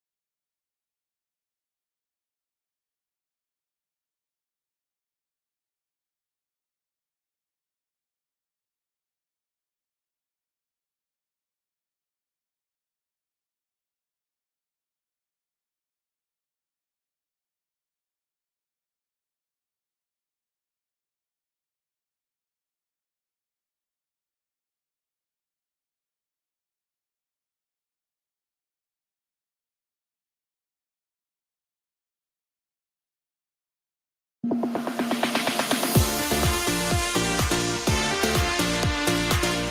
right, Kevin Acey's our Padres insider. He will join us coming up at 5 p.m. And San Diego State men's basketball assistant Ryan Battertelli will join us at 4:30. We remind you to join San Diego Sports 760 and the San Diego Blood Bank in saving lives by donating blood at the iHeartRadio Blood Drive. That's this Friday, 8 to 1:30 at our studios, 9660 Granite Ridge Drive.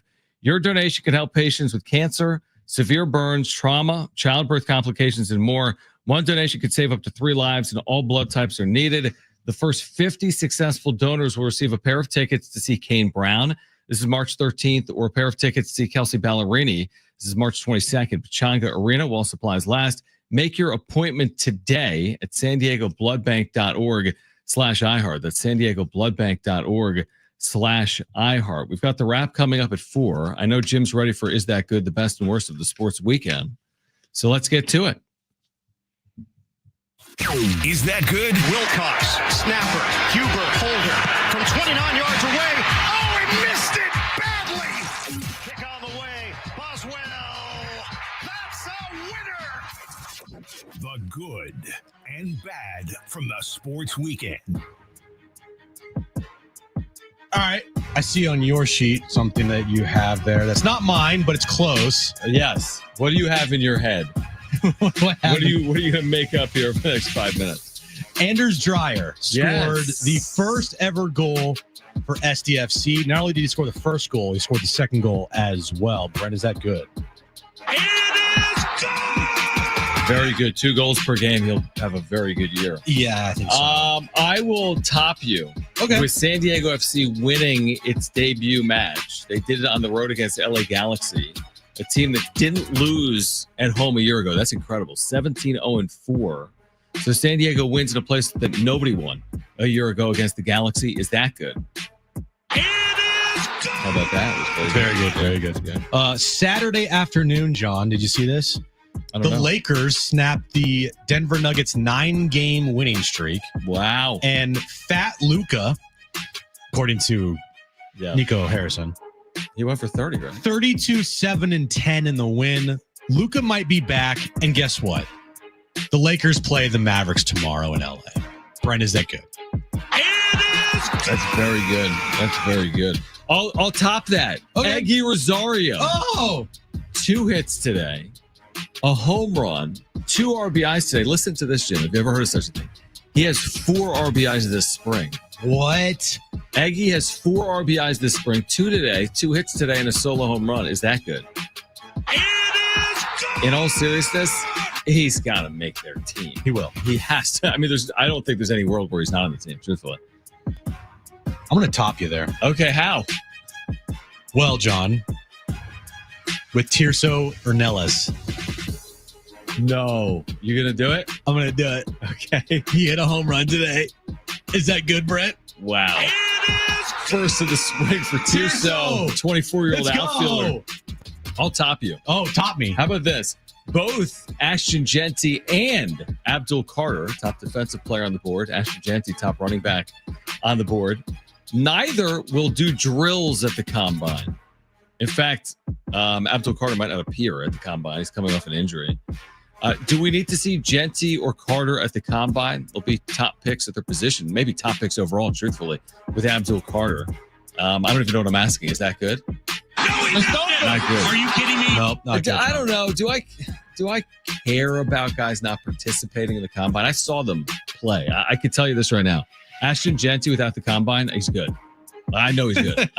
Abdul Carter without the combine, I've seen him. He's really good. Yeah, they're going to be good. Yeah. So, honestly, the combine to me is more for, fringy guys to, improve their stock. Hey, I was a guy that came in, maybe a 7th-round pick or undrafted, but now, hey, look at my hands and look at my speed. You thought I was a 7th-round pick, maybe I'm a 3rd-round pick. I think when you're the best running back, you're the best edge rusher, or you're the best quarterback, what do we really need to learn about you? I think it's more of for teams that, you're kind of on the fence of, should we take a running back or, an outside linebacker to where they can just break down so they, know, okay, well, we're going to take this outside linebacker because, something that they saw at the combine that maybe they didn't see during on game film. Yeah, I mean, I'm fine with the combine. in general. Yeah, But- Shedeur Sanders isn't going either. Yeah. He's not working out. Maybe that's the new world. Guys not participating in the combine. The combine now is, what purpose does it serve for the top guys? Right. It doesn't. Right. So, yeah, just the new world, I guess. It's a good breakdown. We'll get to the wrap on the other side. I mean, there's really nothing to say about the combine. Yeah, I know. It's just that it is what it is, even though it's Marty's favorite thing on the planet. She does love it. But I What's wonder her if the favorite thing? combine's going the way of like the dodo bird, like spring football. It's not, because there's so No. much money in draft, Well, in the NFL draft. you know, we always say it's the NFL. They can throw, you know, the Jaguars and the Jets out there on a Thursday night and get, 8 million people to watch it. Even with nobody showing up at the combine, they'll probably still get, 5 million people to watch them run Absolutely. 40s. And people are into it, man. They're like, oh, man, I can't wait to watch this class of receivers run. Like, these 40s today are going to be good. And look at these edge rushers, man. Look at them against these, like, I don't even know, cones. I mean, for me, it's a hard watch. I've always been like show me the sausage, even though I don't eat meat. I don't need to see how it's made. I don't need to see Abdul Carter in a number 199 jersey running. Like, I just put him on the San Francisco 49ers. Just show me him in the NFL, and I want to see what it looks like in the NFL. Yeah, and I think he's the first round draft pick. So Looks like a first one draft pick, right? Who's going to go first? Sanders? Shedeur Sanders? I don't know, dude. Cam Ward is Cam Ward? Cam Ward. Cam Ward. Abdul Carter. Yep. I think Genty could go in the top 20. Maybe. Makes sense. Right? the thing that I saw that's confusing is like when Kuiper put out like his first mock draft like a week and a half ago, his number one overall player in this year's draft he had was or quarterback was Shedeur Sanders. But his number one overall pick was Cam Ward going to Tennessee. So maybe it's more like need. Yeah. Or who even knows? But who knows if Sneak, because they're both quarterbacks. But yeah, he thinks Sanders is the best quarterback, but he doesn't. But he thinks Cam is going first. I always lean quarterback. Like they always say, like, oh, this guy's like a top 30 player. And then all of a sudden you get to the draft and all these quarterbacks are going in the top 10. It's like the quarterbacks are always moving up because if you miss on one of these guys, like, can you believe Chicago passed at 2 on whomever, or the Giants passed at 4 on whomever? Well, and they're one of those positions too that once one of them falls, then other teams will start to panic if you need a quarterback to where it's like, oh, well, we didn't want to take this guy at 15, but now two other guys are gone and now we have to take him where he is. So I'll tell you what, man. Shedeur Sanders, though, is a pretty fascinating case study. Like, because just being with his dad for all these years, like you've seen him so much. He's played in front of 10 million people. And from Jackson State to Colorado to maybe the number one overall pick in the draft. Wow. He's going to be a top 5 pick. Yeah, definitely. I don't know if he's going to be really good out the jump. I don't know either. I don't know. I have reservations about him. Is it accuracy? Is it durability? Like he's big, he can run, he throws a good ball. Well, he can't really run He like can escape. Cam Ward. He can get escape, but there's a lot of times in his career at Colorado where he was getting sacked every other down. It was not good. His accuracy is really good. He doesn't have like the biggest of arms. But if you are accurate, that plays in the NFL for sure. I think his attitude might rub some people the wrong way. Yeah, I don't know. Is he? I don't know enough. Is it his attitude or just like his like persona?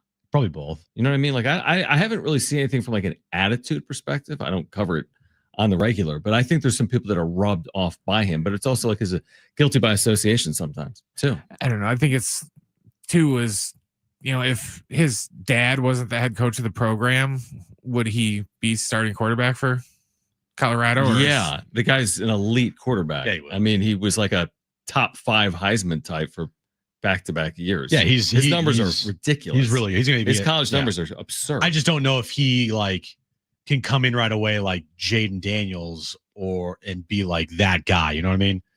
4,100 yards, he was incredible. 37 touchdowns in a college season is bonkers. Yeah, he was really good. And the year before, he threw for 3,500 yards. You know, I mean, this is college numbers are ridiculous, actually, from Jackson State and Colorado. But there's always the question of does it translate? Yeah, Yeah, I don't that's think fair. it's gonna. Yeah, we'll see. All right, on the other side, we'll get to the wrap. Ryan Battertelli, Aztec men's basketball assistant, at 4:30. Kevin Acey at 5. It's Jon and Jim.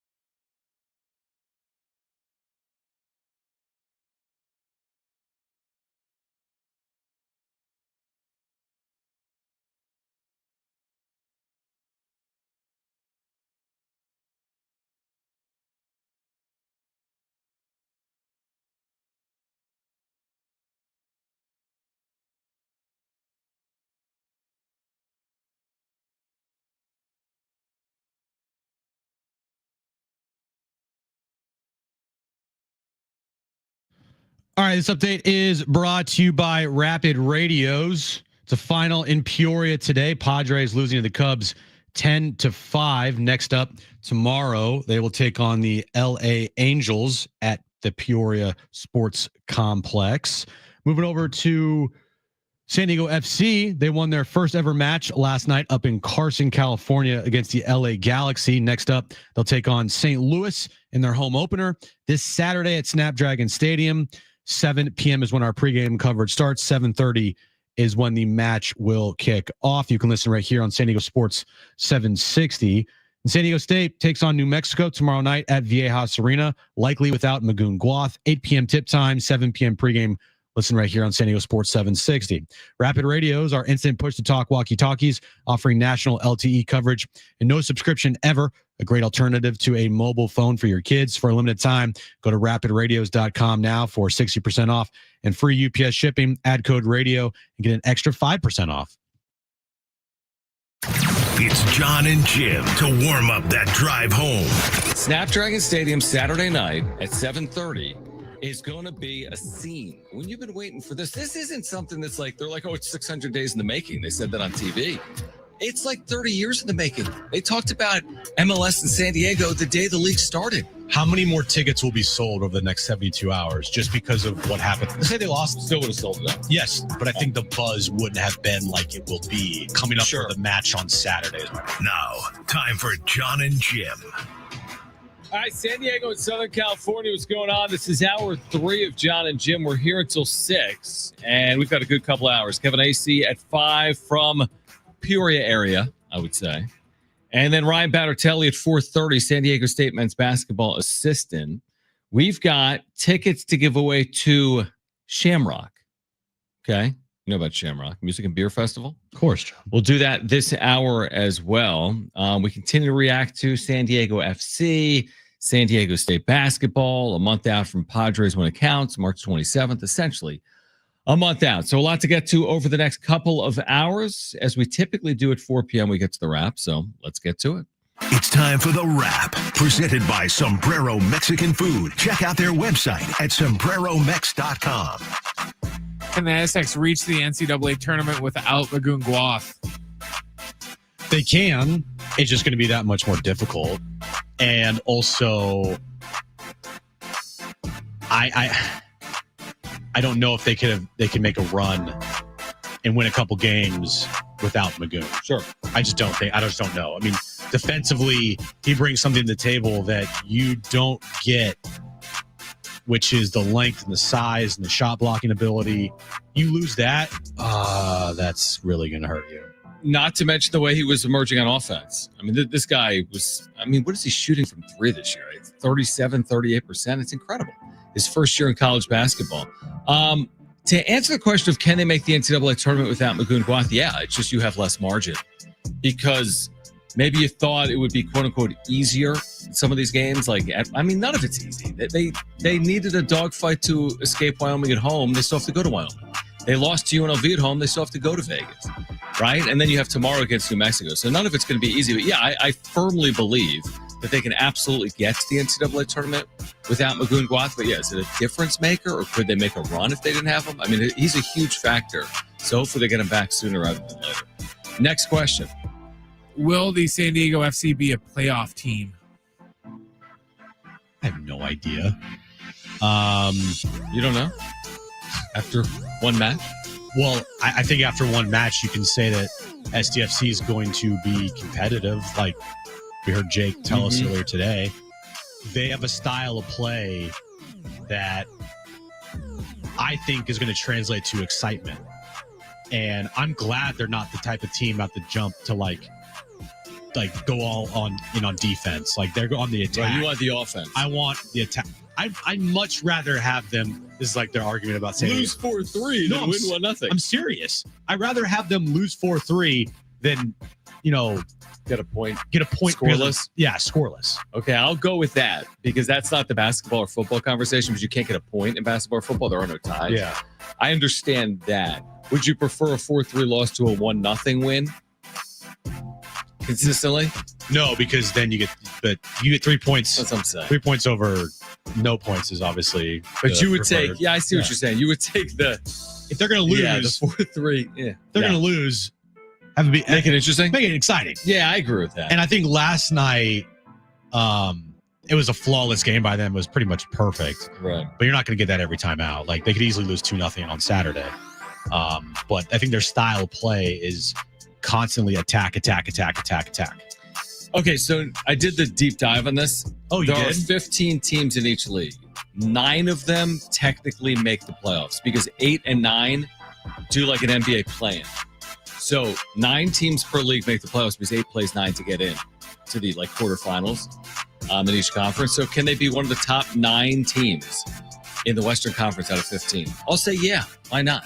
Top 9 out of 15 is top 60%. I think it's realistic. They could be top 9 in a 15-team conference. So I'll say yes, that they can get to the postseason because they can be top 9. Yeah, it's not unheard of that expansion team makes the postseason in their Jake first just year. said St. Louis was like the best team last year. They were an expansion team. Yeah, You know? look what the Wave did in their not their first. What the first? No, they year? were good their first year. Yeah. They were. So They were good their second. Hey, I mean, anything's possible. Parade route. Next question. Should the NFL ban the tush push? Push. Did you see this? Yeah. Diana Rossini reported today that the Packers have submitted a proposal to the NFL's competition committee to ban the tush push. Of course they did. And I am in agreement. I think the tush push is not a football play. I think it's a play that when it's as automatic as it is, it's like, hey, come on, what are we doing here?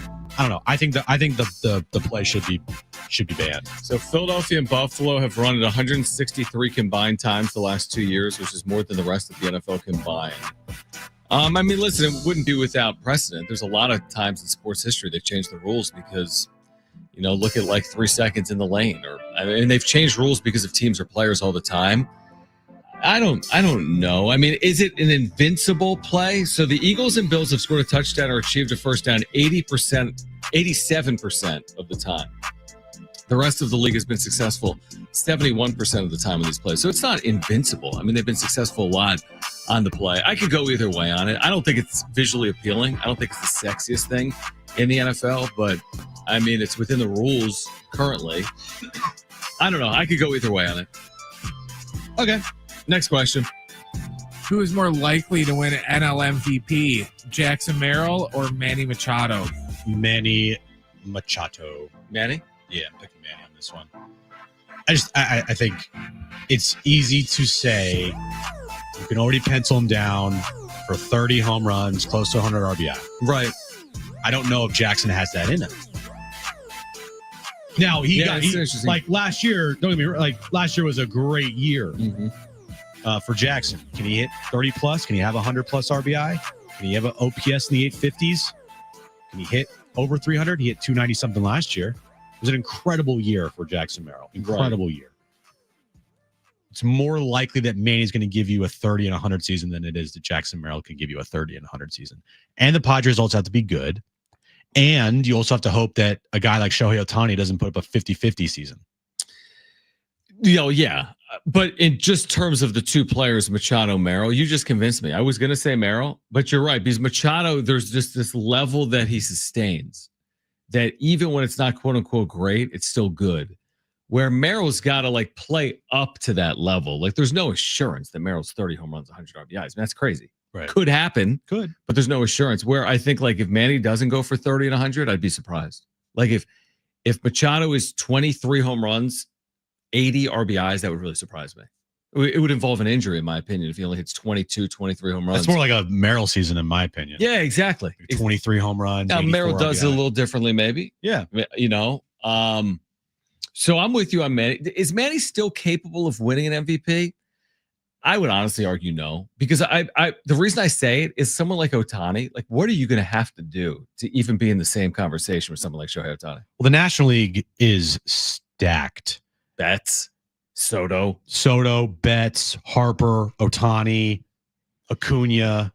I mean, would you agree? Tatis in the mix if he stays healthy? Let me ask you, how surprised would you be? I'll give you Tatis. You're right. I mean, if he just goes out of this world, 50 home run Tatis, we've seen him hit 40 in not a full season. Yeah. But like, I'd be really surprised if Manny Machado won an MVP. I would be too. A, he's never won one. And B, moving forward, I think it's harder now than it would have been when he was 24 or 26 or 28. So I'd be very surprised if Manny Machado ever won an MVP. And I'm okay with that. If he finished top 3, yeah, we've seen him. Yeah.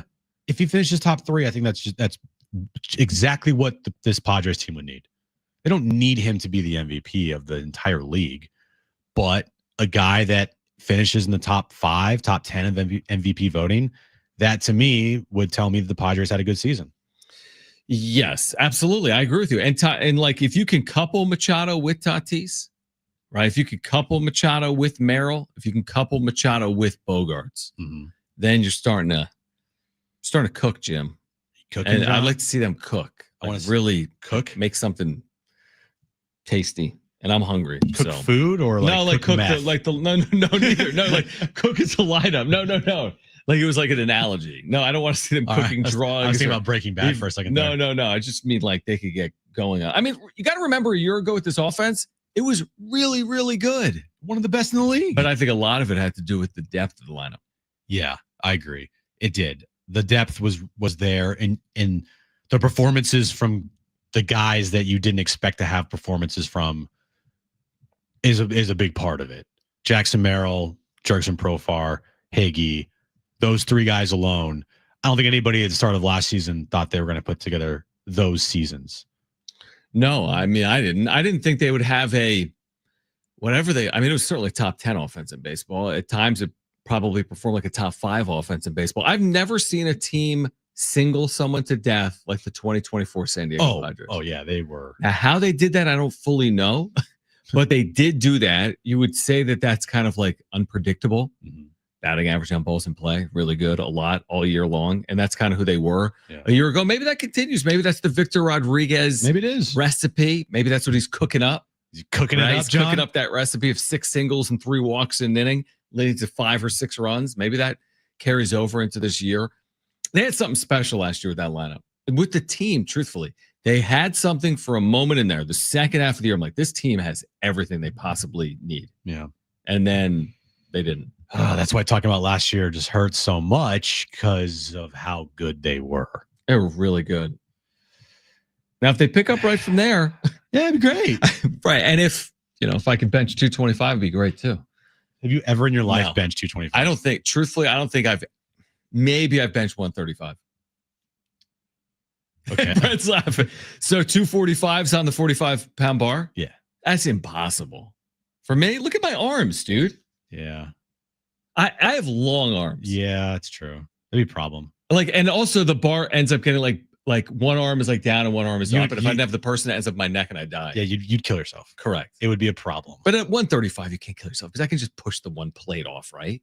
I mean, you could probably like break a rib if it fell on you like hard enough. I want to actually. What would you lift right now if you just went to the gym? I don't feel like you're going every single day. No. All due respect. You son of a. No, but I mean, I know what we do. If you went right now and there was a little bit of money on the line, like, yo, you're just going to have to put it up like 1 or 2 times. What are you going to max at? What would you max at right now? You just cold. You go to the gym. You can warm up. You can warm up with whatever you want. But then you're asked to do like, I don't know, 185, 195, 225. Like, could you touch that right now? No, I couldn't touch 225. I could do 135. We are whips, dude. 135. Nobody, everyone can do 135. I know. What if I told you like years ago? Oh, here we go.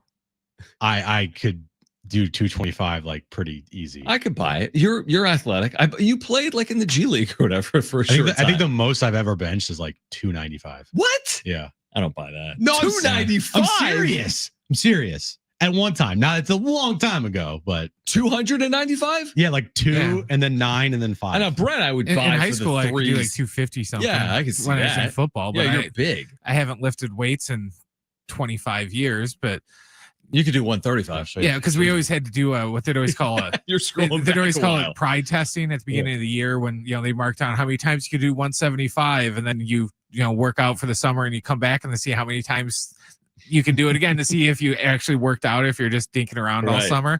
The senior year, I think I did 175 like 20 some times.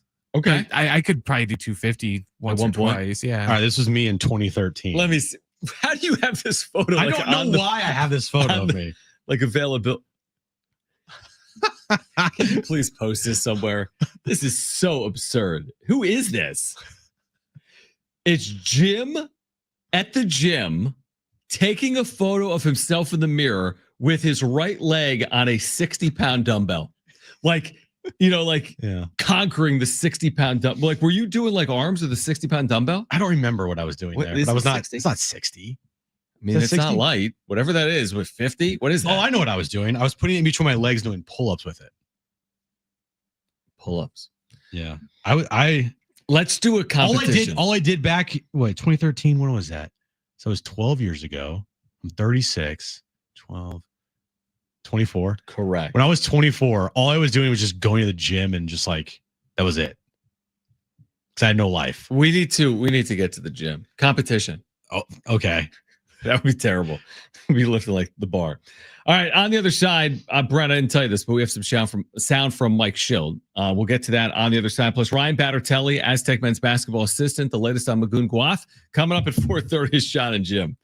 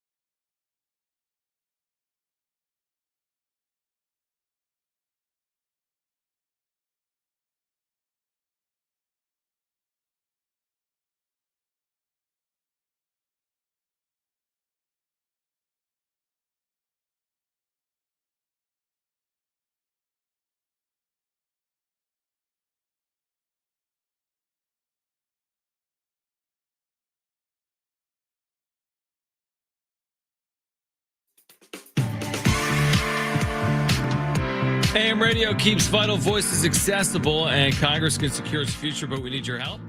Text AM to 52886 now to support keeping AM radio in cars. Tell your member of Congress to pass legislation now. Keep AM radio in cars. Standard message and data rates apply. Ryan Battertelli, Aztec men's basketball assistant, will join us coming up in 10 minutes.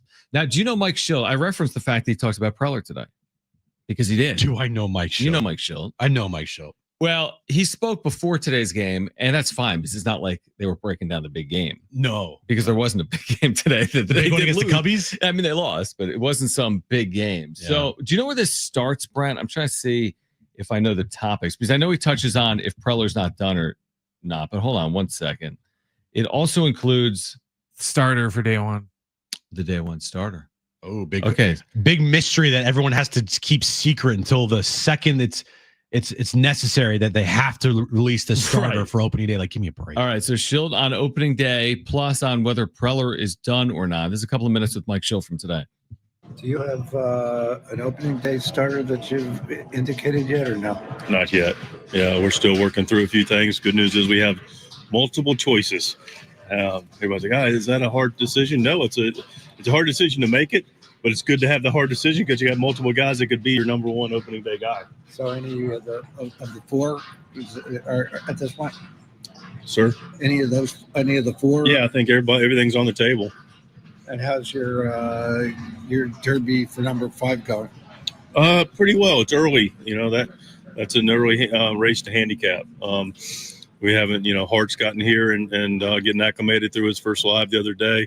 Vasquez is out there today. Waldron had a nice start to his spring, a couple of days ago with 2 innings.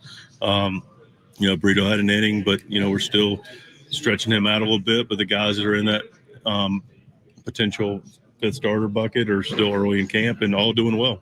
And also, AJ could pull something out of the hat sometime before the end of spring training too, right? AJ keeps rabbits in his hat. Yeah, exactly. Yes, and a card up his sleeve. Randy, a lot of stops and starts last year with AAA up and down, finished really strong. So what did you see from him in terms of his development last year? We talk a lot about better as the game goes, series goes, season goes. And Randy's the poster child of a couple guys, but really the number one guy I felt like, especially on the pitching staff, that got better as the season went. Started out, was in our bullpen in Korea, went back down, hard decision because we like his stuff. Decided organizationally he needed to go start. He accepted that, and then went out, came up, helped us, went back down, worked on things, followed the AAA staff. Credit goes to Randy, came back up, better version of himself. It's like sometimes when you see every player's day every day, it's hard to see that improvement. And then when guys leave, they come back and you go, oh, wow, he's better with the running game. He's better with, the execution of that pitch, his game prep, whatever those combination of things are. And then in the year, I look to see a very poised, complete guy that looks like a major league starter. Praise for Randy Vasquez. Wow, some really hard-hitting questions there by Barry Bloom. Jeez, that was a really informative media session. I'm glad we played that. Oh, just how about when Schill was like, would you like to, he didn't say this, but he's thinking of stuff. Would you like to re-ask the question? It's like, sir? Yeah, because he was like, what about the 4 start? What? I'm just imagining, what are you talking about? I'm just imagining Barry just like gazing around, like wandering around Peoria, like slowly moving to wherever there's like a press conference, and then him asking like the most ridiculous like questions possible. That everyone's like, dude, shut up. How Barry. much would you freak out if you were the manager of the Padres? Like in getting asked by the media every day. Just these whatever questions. Well, you would flip out. Well, Kevin and Cassavell and Dennis. Yeah, they know what they're doing. Fine, it's totally fine. Of course. But then like Barry comes around, you're like, God, shut up, Barry. Like, just be quiet. And then another thing, why do we always have to be so secretive with who the opening day starter is? I'm with you, but it is a month out. How would they have any clue? You know how many teams have already named their opening day starter? A handful. Well, yeah, teams maybe with like definitive true. Right, because they got all of these number one. These are all comparable pitchers. Spoiler alert, it's either Dylan Cease or Michael King. What, you don't think Kyle Hart? They're just like, you know what? No, Randy right. Vasquez. You're right. I mean, who does? You're right. What kind of competitive advantage is it holding back your opening day starter. So- None.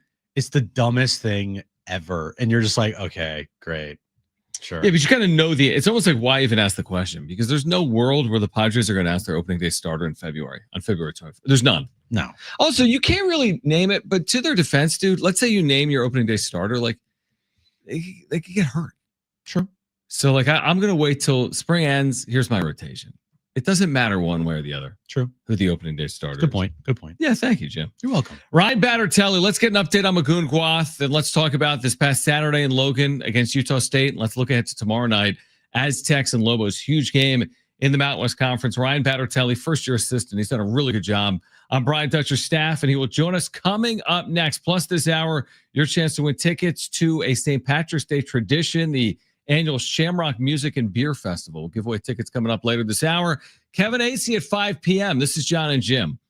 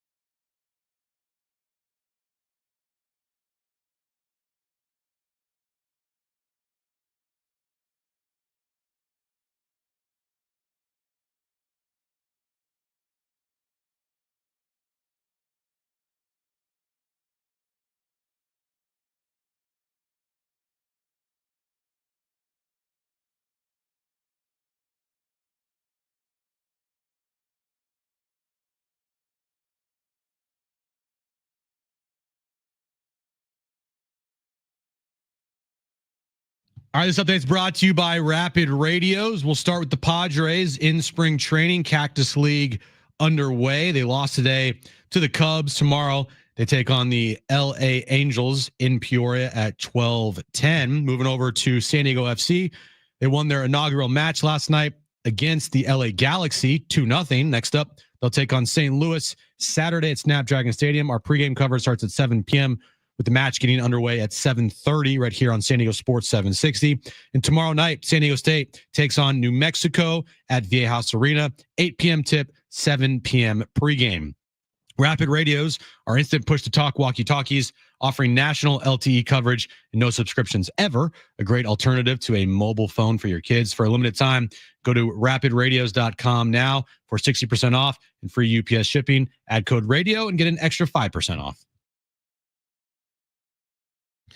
All right, we are at the point in the year where all games are huge games, and San Diego State has a big one coming up tomorrow night against New Mexico at Viejas at 8 p.m. We'll have pregame coverage beginning at 7 from outside Viejas Arena. If tickets are available, they would be at goaztecs.com. Make sure to get there early and be loud. Just a massive game, obviously, in the Mountain West as we head down the back stretch. We've got Ryan Battertelli back with us. He's done a great job in his first year as an assistant on Brian Dutcher's staff.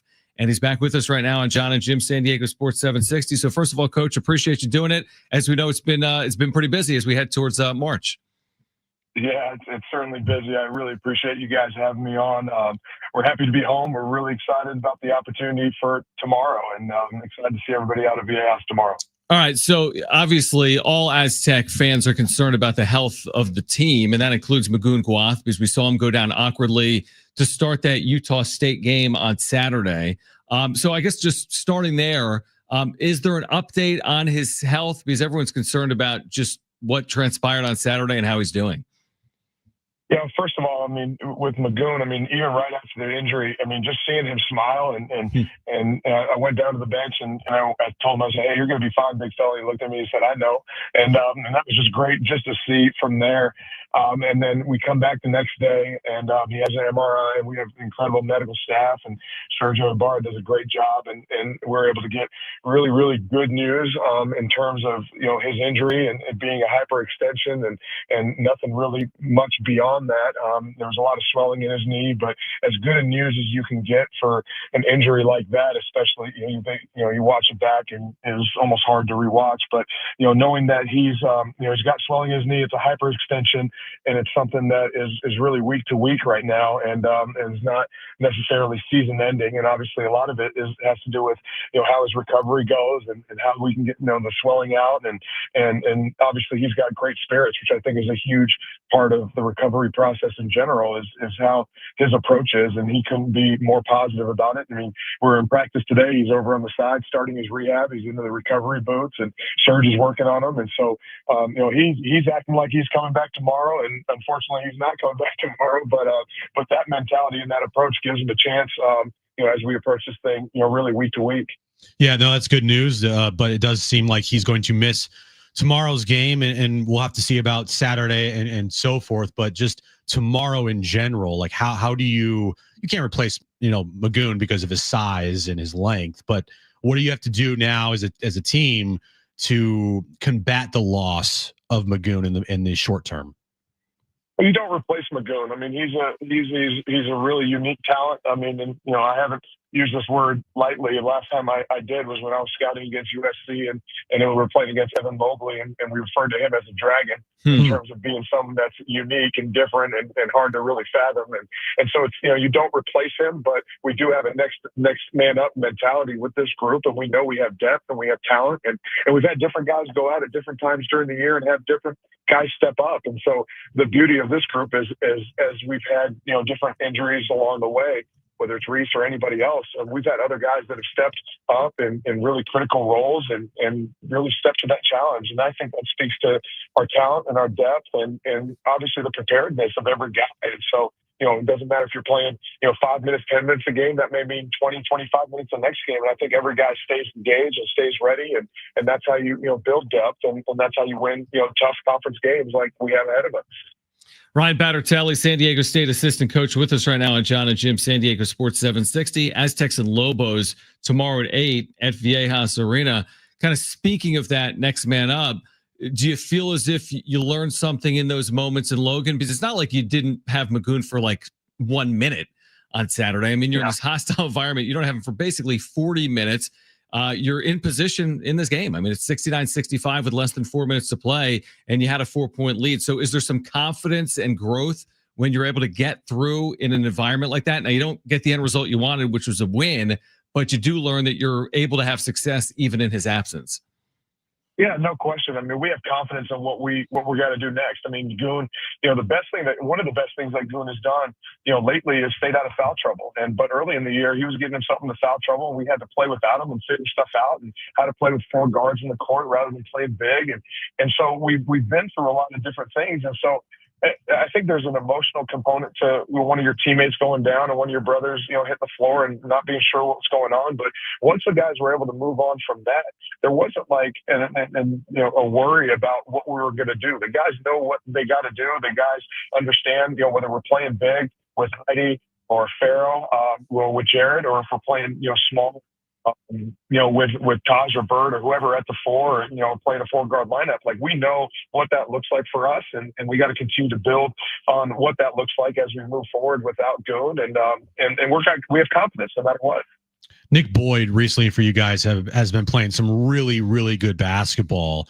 His growth over the year, can you just talk about that and also the leadership that he brings to this team on and off the court?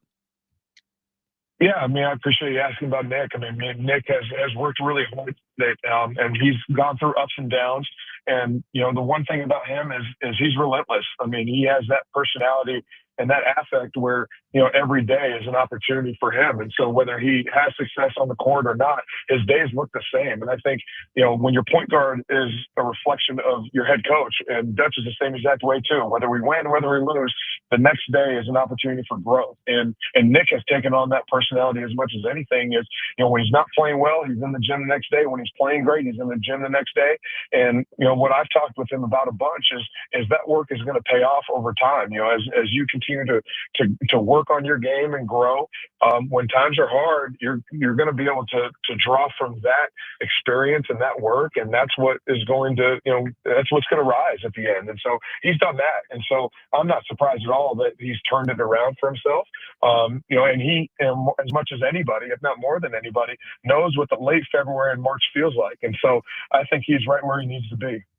Ryan Battertelli with us right now, Jon and Jim, San Diego Sports 760. So it's New Mexico tomorrow night, and obviously you've already seen them once at the Pit, and obviously, you and your staff know your team as well. I mean, this is one of the better teams in the league right now. They're in first place in the Mountain West. They see themselves as an NCAA tournament team like the Aztecs do as well. What does it take? I mean, they've got real size, obviously, with Nelly Jr., Joseph, and others. They have Donovan Dent, who's just a terrific playmaker. What is it going to take? What are the areas that you're going to have to be really good in tomorrow to come away with a win? Yeah, we're going to have to be excellent on both sides of the ball. I mean, when you're playing against a team of that caliber, you're not going to play mistake-free basketball, but you have, the margins are smaller. And so, we're going to have to make sure we take care of the ball offensively, make them work side to side. Defensively, I mean, they are energetic. I mean, they're live, they're physical defensively. And so we're going to have to match that physicality, and we're going to have to bring some of our own. And, that's going to be a big part of it, offensively, is how do we take care of the ball? How do we create for each other? We had a lot of assisted baskets the first time we played them. And so we know we can create for each other, but we're going to have to deal with their initial pressure, both, whether they press or with their ball screen defense, and they're really aggressive in their ball screens. And then we're going to have to, make them play multiple sides of the floor and deep possessions. And I think if we work them, we're going to be able to get good shots, as long as we create for each other. And I think we got caught up a little bit in the moment at New Mexico and the crowd and a lot of guys, being in that environment for the first time, but I know we're going to be a lot more prepared to handle their defense. And then offensively, they have, an incredibly dynamic duo in Donovan Dent and Nelly Jr. Joseph. I mean, two guys that, are both all-conference players. I mean, Donovan Dent is arguably the player of the year in the conference at this point. Two really dynamic players that are a load to deal with. And, and Donovan Dent just continues to put pressure on you in a really stoic way. I mean, he's not, too high, too low. I mean, he's just relentless throughout the game. And so we're going to have to, give multiple looks to him, both in ball screen defense and in in his matchups and wear both of them down throughout the game. And that's just what it's got to be for us. I mean, we got to be able to put multiple possessions, and we're going to have to wear them out, and we're going to have to really make them work on both sides of the floor. And I think we can do that. And I think we're in a much better place than we were, when we played them last time, even without Magoon, because our team is continuing to grow and develop. What's the message to the team here down the stretch, knowing like, all right, the margin for error for you guys is pretty slim. So going into the home stretch here, getting into the Mountain West Conference tournament, losing Goon, that's a bad loss. But like the message going forward for you guys, what is it? Well, I mean, a lot of it is, the guys know what it is. And so hammering home the pressure or stress that comes along with the importance of these games, I don't think makes a ton of sense. And Dutch is probably the best at keeping the main thing. We got to, put together multiple possessions. We got to play good basketball. We got to play well with one another. And we got to be the most competitive, toughest, team on the court. And if we do that more consistently than the other team, we're going to get the results that we want. So it's not an unnecessary amount of pressure on the guys like, hey, we need to win this game or do this here. We just need to play our best basketball, because when we've been doing it, and when we've played well together, and when we've done it with our defense and made consistent plays on both sides of the floor, we've been elite. And so this team has shown signs of being as good as anybody. And we've shown that, when we go on the road, especially when we've played early games. And so we need to continue to build on that. And we've shown, glimpses of that, obviously throughout the year. We just need to do it more consistently. And so I think it's, approaching every game, one game at a time, and then understanding that we have to play our best basketball this time of year. And we feel comfortable with that. And we're really confident with where our team is at. Ryan, final one for me would be just, you've played in these challenging environments. And of course, Viejas is a great home court environment. It's hard to believe that tomorrow is the second to last home game of the regular season for the Aztecs. For Aztec fans, and they show up in these huge numbers, and they're so loud and impactful. I mean, what type of difference does it make? You're coaching in these environments. You're seeing the way the team reacts to it. What type of difference can a crowd make in a game like tomorrow night's game? I mean, Viejas is difference making. I mean, there's no question about that. I mean, I think of having only 2 games left, and I get sad, thinking about not feeling, the goosebumps that come along with playing in Viejas in front of our fans, with the amount of support and love and interest that we get. It's incredibly impactful.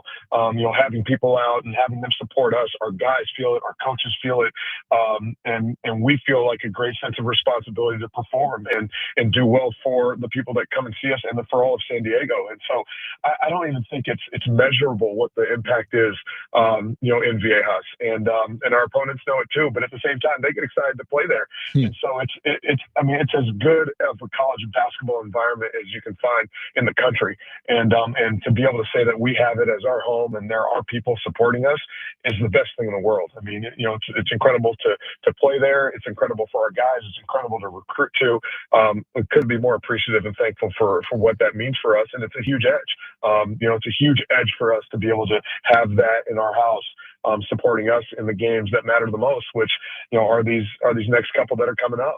Yeah, it's just an incredible environment. You said it perfectly. It's just been an incredible environment for San Diego State, and it will be again tomorrow night for the Aztecs and Lobos at 8 p.m. Pregame coverage at 7. If tickets are available, you'd grab them right now at goaztecs.com. Coach, we always appreciate you taking time for us. Best of luck tomorrow night, and we look forward to doing it again soon.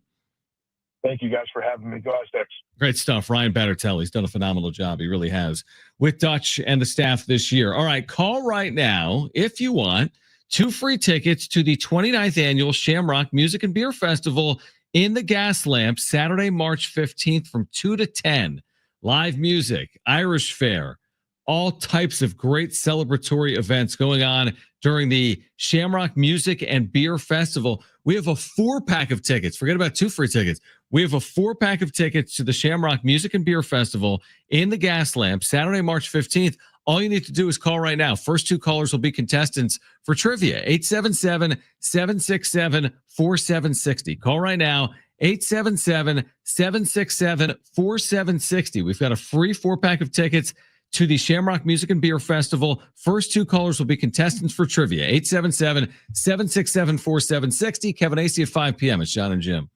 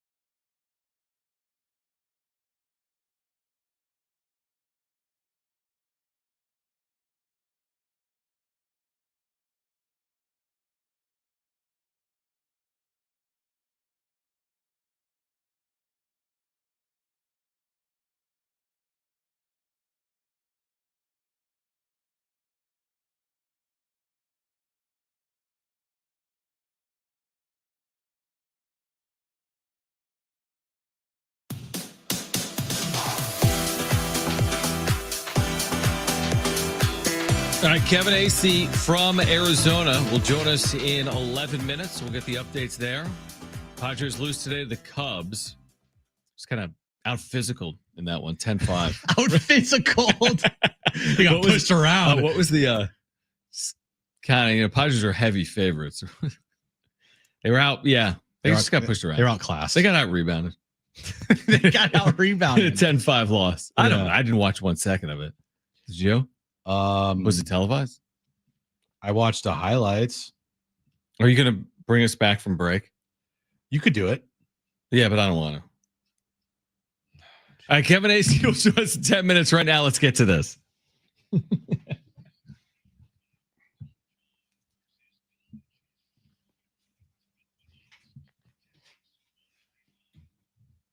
All right, 3 questions, 2 contestants, 1 lifeline. Today's 2 contestants, we have Mike and Juan. Mike, you called in first, so you have your choice of John or Jim. Who do you want to go with? I'll take Jim. All right. That makes sense. So John can be with Juan. Yeah. Or Juan can be with Mike John. and Jim, Juan and John. Juan, you there? Yes, sir. All right, cool. You got John as your partner. Brent, what is the question of the day? All right, guys. San Diego FC won its first ever MLS match on Sunday versus the LA Galaxy. Today's question: can you name the 9 MLS franchises with 300 or more all-time wins? So we're looking for the 9 MLS franchises with at least 300 or more all-time wins. All right. Juan, you're up first. What's your first guess? You do have a lifeline if you want to use it. I'm going with the Galaxy since they just won the championship. Galaxy? Yeah, there you go. Well done. Good job. Mike, you're up. What's your first guess? You do have a lifeline if you want to use it. Yeah, we'll go with a lifeline. Trying to think. Yeah, good. All right, I'm trying to think of like clubs that have been around for a long time. The only one that I can think of. 5 seconds. I'll say DC United. You take that. I like that. I'll go with that. What are you? Is a historian? MLS historian, Jim? That's amazing. Apparently I am. Who's up now? Juan? Did you ever have a Freddie Adu jersey? No, but I know that name. Juan, you're up. What's your second guess? You do have a lifeline if you want to use it. It's lifeline time for me. Lifeline time for you. I'll give you another. Okay, so we're going with franchises that have been around. Yeah. I'll give you New York, the Red Bulls. New York Red Bulls. Well, take it. Boom. Mike, back to you. What is your second guess? You don't have a lifeline, so it's all up to you, man. Oh, man. Let's see. Trying to think. Miami is new, I think. From up north, too. I think San Jose's had a club for a long time. I can't think of what they are. San Jose. I don't know, man. I'm sorry. You can say you want to say San Jose. I mean, that counts. You You want want to to say say San that? Jose? Okay, San Jose. San Jose, are they on the list? No, not on the list. They do have They have a team. They have a team, yes, Yeah. the Earthquake. Okay. They do have a team, so you're good there. Juan, you can walk off with a correct answer here, but you do not have a lifeline, so it's all up to you. What do you got? Can I go with the team with the best win percentage? I know that one. You could try it. Try it. Yeah. No, FC is undefeated, but Oh, that's true. we go. San Diego. We go with United yet? DC United. Yes, that's been yes. Yes, we have. Columbus. Columbus for the win. Wow. The Columbus Crew. You know the best player in Crew history? No idea. Neither do I. But they've won 300 games, apparently. Wow. All right. With some of those players. All right, who's on this list? The teams with 300 wins. LA Galaxy's got the most, then the New York Red Bulls, then Sporting Kansas City, Columbus Crew, FC Dallas, DC United, the New England Revolution, and then the Colorado Rapids. Okay, there's your list. And San Diego's 299 away from joining that exclusive list, but does have the highest winning percentage in the history of the league. I do like that. Yeah, they do. At 1,000. Yeah. Congratulations to Juan. You're going to the 29th annual Shamrock Music and Beer Festival.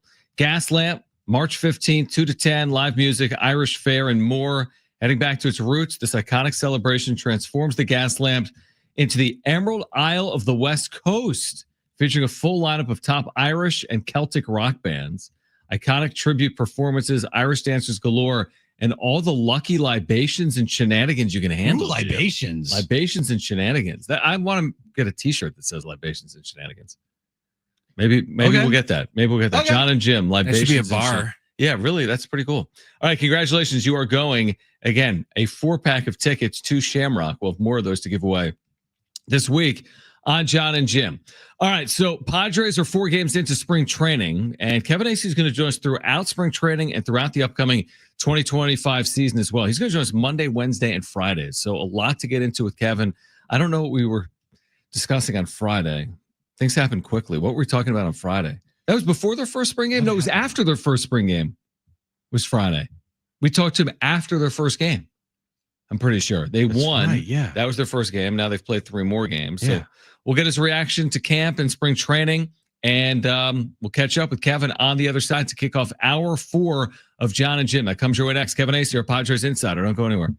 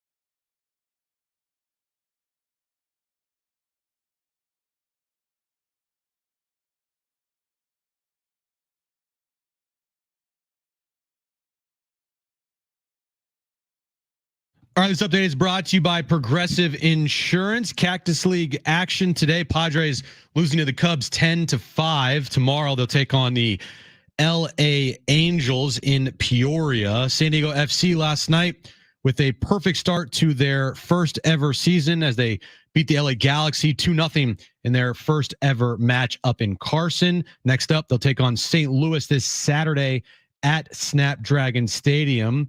Just a quick reminder, the kickoff show will begin at 7 p.m. on Jammin' 95.7. Then the entire game will be broadcast on Jammin' 95.7, and we will join the game in progress after the Aztec game in Wyoming. Speaking of the Aztecs, they take on New Mexico tomorrow night at Viejas Arena. You can listen to that game right here on San Diego Sports 760, 8 p.m. tip time, 7 p.m. pregame. At Progressive, they're making things even easier. They'll help you bundle your home and car insurance together so you can save on both. Learn more at progressive.com or go to 1-800-PROGRESSIVE. That's progressive.com or 1-800-PROGRESSIVE. It's Jon and Jim to warm up that drive home. Snapdragon Stadium Saturday night at 7:30 is going to be a scene. When you've been waiting for this isn't something that's like, they're like, oh, it's 600 days in the making. They said that on TV. It's like 30 years in the making. They talked about MLS in San Diego the day the league started. How many more tickets will be sold over the next 72 hours just because of what happened? Let's say they lost. Still would have sold it. Yes, but I think the buzz wouldn't have been like it will be coming up for the match on Saturday. Now, time for Jon and Jim. All right, San Diego and Southern California, what's going on? This is hour 4 of Jon and Jim, and we head back to Arizona and Cactus League action with Kevin Acee, our Padres insider. We are thrilled to have Kevin with us throughout this 2025 season. That includes spring training, the regular season, and hopefully postseason for the Padres as well and its fans. So, Kevin, we appreciate it, and we've been reading what you've been writing, and we've been following along here through 4 games. I guess it starts for me with Fernando Tatis Jr. and Luis Campusano. They've been out due to health, right? Like they've been battling the flu and there's no real concern. But when do we expect to maybe see a Tatis or Campusano get into a Cactus League game? And thanks for joining. Well, right up until, he wasn't able to really come in today and not feeling well, they were thinking that Tatis will play tomorrow. It's looking like a couple days at least. I mean, they're not going to have Tatis start. Well, I suppose they could, but probably not going to have him start Wednesday. Even if he were healthy, it's an away game. They'll wait till Thursday. Pretty sure back in Peoria on Thursday. So I would think that's the earliest for both of them. I mean, Campy's got to catch, even if it's like one inning, right? He's catching, and you want him to be at full strength. Campusano was back in camp today. Probably was back yesterday. Didn't go. He's sick, and everyone. Michael King missed a few days. Jake Cronenworth missed a few days. Seen a lot of masks. Stephen Kolek, who's starting tomorrow, missed a few days. This has been going around. Yeah, I was even sick last week, so it caught up to me here in San Diego. I missed that. But Jim hasn't missed any days now, no Kevin. days off, Kevin. Now, also, but his radio equivalent would be like giving up 16 runs in 2/3 of an inning. Correct. He's been coughing and yeah. I must have lost like 3 lungs. I was getting up meatballs all last week. It was not good. Just to expand on Campy there for a bit, Kevin. What's the confidence level that the organization has that he's going to turn this corner and they're going to be comfortable with him and he's not going to lose his spot in the season like he did last year to Higgy? It's mixed, but let me ask you this: 1 to 10, what's your confidence level? Less than a 5. I'm just in the greater. Theirs is good. Mine is I would say in the middle between 1 and 10. Like I'm not overly confident, but I'm not overly pessimistic. 5 or 6. That might be where they're at. They look. There are people that still stand by them and say, seemingly earnestly that, he's 25 or I think he's 25. They say that catchers 27 is like the prime age and all that. And, there've been enough flashes and all that. And he keeps improving in these little areas, game management and concentration and all that. Look, his bat's going to be a big part of it. And what other guys do is going to be a big part of it. I'm virtually certain he's going to break camp as like their number 2 catcher. And that's what it'll be. Look, think about the other guys they have in camp, and there's positives to all of them and drawbacks to all of them. This is not an overwhelmingly good catching core, it would not seem. You wrote about this, Kevin, when you wrote about Campusano this weekend. Like, was there a moment that transpired late last year that becomes like a look in the mirror moment potentially? Where like, I never thought I'd be sent down in September for a team that's going to win 90 plus games. Now I'm not even, part of this team in the postseason. Like, is that a moment where it goes one of two ways and hopefully it gets him back on track? It seems like it did. And by the way, Jeff Sanders wrote about. I'm sorry. Did Jeff write that? Okay. This weekend, it's like a little joke between us. I have him do the spring training story on Campy most years, just because it's been basically the same story every year, and so I just think it's kind of funny. It's like, hey, this is Campy's year. That's kind of been the story every year, right? And so there's these recurring themes in the spring. I love Luis Campusano for like the try that he's given it, right? And was there a moment? It seems like there was. It seems like he owned it. And, I think that he saw that thing coming almost since June. There just wasn't anybody. And then, you know what? Look, he caught the no-hitter. He was catching. They were winning. Right. Look at his winning percentage. Like, as if, I'm just saying, like, maybe he didn't see it coming, but we all saw it coming by middle of August, and then they were able to get Diaz and pretty much a done deal. Look, I don't think Diaz is, looking great this spring. Now, again, we're going to say we're not going to get too excited about Tirso Ornelas or Oscar Gonzalez, so we can't get too down on a guy whose swing looks a little slow. But, look, this guy was DFA'd by the Rockies. I don't think it's going to be that difficult for Campy, who is come up through this system, is a favorite of AJ Preller's and others that are, a part of AJ's inner circle. I don't think it's going to be hard for Campy to get a lot of playing time and perhaps even be the number one guy at some point this year. Yeah, I mean, it's right in front of him. He's just got to go out there and take it. Yeah. Kevin, you mentioned Tirso hit a home run today, which is nice.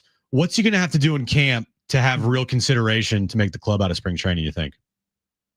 Keep doing that, draw some walks, or at least, show that there's that capability. But show the pop and do it against some real guys. I think that, like say Wednesday, right? He goes out and he's facing some major leaguers because guys won't travel, the starters. And so his first couple times up, got to have good at bats, man. Got to show he can play a little bit in left there. So got to show he can play with sporadic at bats too, and they put him in like today, and show that he can do that, because that's going to be his role. I don't see him winning the left field job, but he's going to be a guy who would be a utility guy, and that would be great, man. It would be a success story for Padres for player development if he and Aggie were on this team and contributing. So, when you say just have good at bats and continue to do what he's doing now, so if he just has like an average spring, is that going to hurt him, you think, or does he have to like kind of ball out a little bit? Oscar Gonzalez Gavin Sheets, who also bats from the left side. There's this mix, right? Because Yuli Gurriel keep hitting. That is going to be a big part of it. I would think that Tirso is one of those guys who sort of has to step up, right? Because he's never done it. Yeah. Kevin Acee is with us right now from Arizona and Cactus League spring training action on Jon and Jim, San Diego Sports 760. Do you believe, I'm just kind of looking for your opinion here, because AJ Preller is always struck, like it could be in an off season, it could be during spring training, like with Dylan Cease or even Luis Arraez in season, but it wasn't near the trade deadline. Are you kind of waiting for a shoe to fall? Or not necessarily? Like, are we waiting for something of substance? Because a year ago it was like, hey, Jackson Merrill, is he going to make the team? And then there was Dylan Cease. This year, Salas De Vries, they're not making the team, and it hasn't been an overly busy offseason. So are we waiting for something of substance between now and March 27th from maybe the outside to impact this roster or not? The answer is yes, but I don't know what it is. They say there could be another starter. The Cease rumors, and they're more than rumors, just won't go away. But I will say this, that both in the comments AJ Preller's made, there was a couple, I think were something along the lines of I think we're comfortable with where our starting pitching is. We're going to go with the strength that we have right now. And then what others are saying, in the organization that is, on background and that you're just having conversations, they seem pretty happy with like their rotation and having Cease and Darvish and King at the top of it.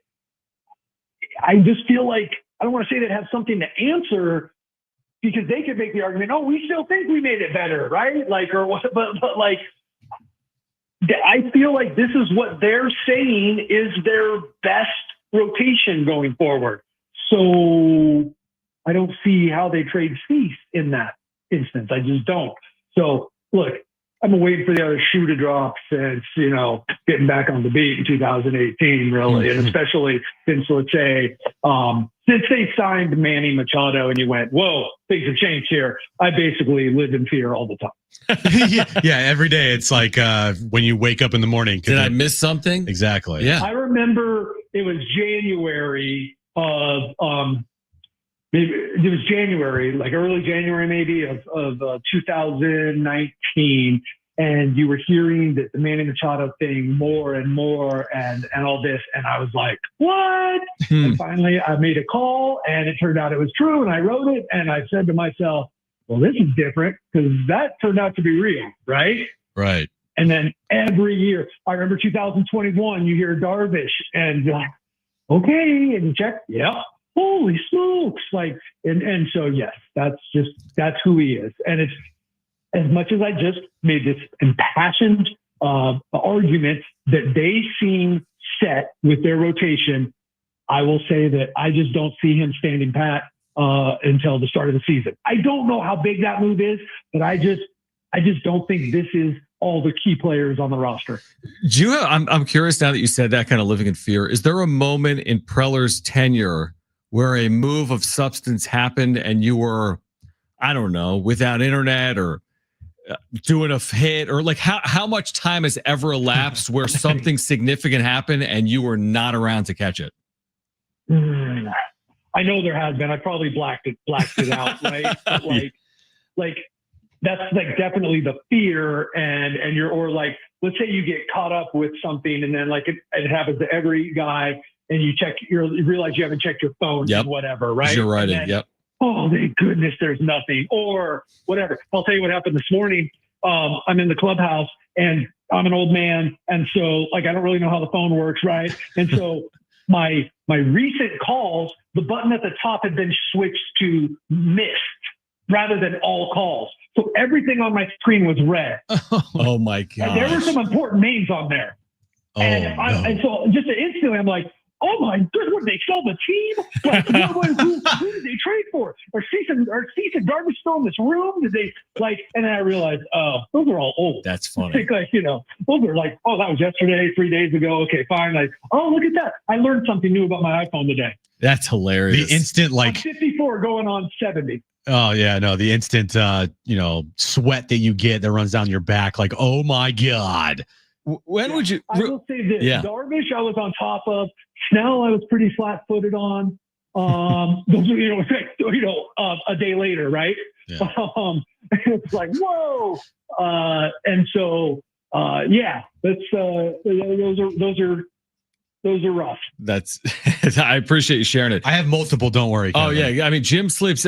What's the best example? Jim will sleep in. Here's what happened. So a couple years ago, when they were giving out, it was the Xander year. So 2022. Yeah. All right. So that offseason, Kevin, it was the year I think Manny got his extension. I think Darvish got an extension. And here in San Diego, these things happen at like, 8 a.m. in Arizona. So it's like, probably earlier.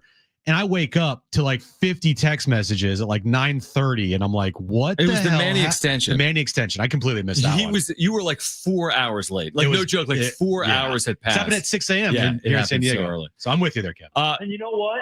He was still extended when you woke up. It's a great point. I mean, what does it even matter at the end of the day? I mean, what does it even matter? John made me feel like an idiot. I do. I try to make you feel like an idiot, but what does it really matter at the end of the day? Real quick, Kevin, before you go.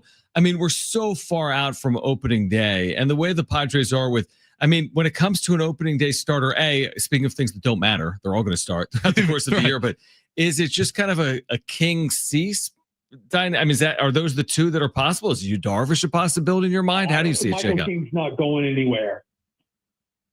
That's been seen for about a month that Michael King's not going anywhere. Well, right. But, no, I'm sorry, but if I'm like an opening day starter. Oh, I'm sorry. Yeah. I'm sorry. Yeah. Again, old man can't do two things at once. Like, not to say that I didn't get a text in the middle of that, and I needed to check it because it was very important. But I'm just saying, opening day, very interesting. I can't get away from how much AJ Preller loves Darvish, how much Darvish has done for this organization. I can't get away from that. I don't think he should be, as in, I mean, I love Darvish. I'm just saying, like, I don't think that it merits it, right? If you're going on what happened last year, right? Which is generally an argument. So I'm with you, King or Cease. Yeah. Had I, and then I'm like, even though I would argue, not like to the death, but I would argue King had a better year than Cease. Cease did have the no-hitter. Mm-hmm. Yeah, you can't go wrong, and they're all going to start. So Stephen Cole doesn't have a shot? Yeah, Stephen Cole. Kyle Hart, opening day. Yeah. Kevin, appreciate it. Get back to your missed calls on the iPhone, and we'll do it Wednesday. Thanks, guys. Thanks, Kevin. Kevin AC from Peoria. We'll react on the other side. We're here until 6. He said he had a very important text. He's a B-Rod. I mean, he gets texts every day. I wish he would share them. He should forward every text he gets to us. Yes. So we'd have a little more insight heading into our conversations. All right, we'll react to that on the other side here until 6. Jon and Jim.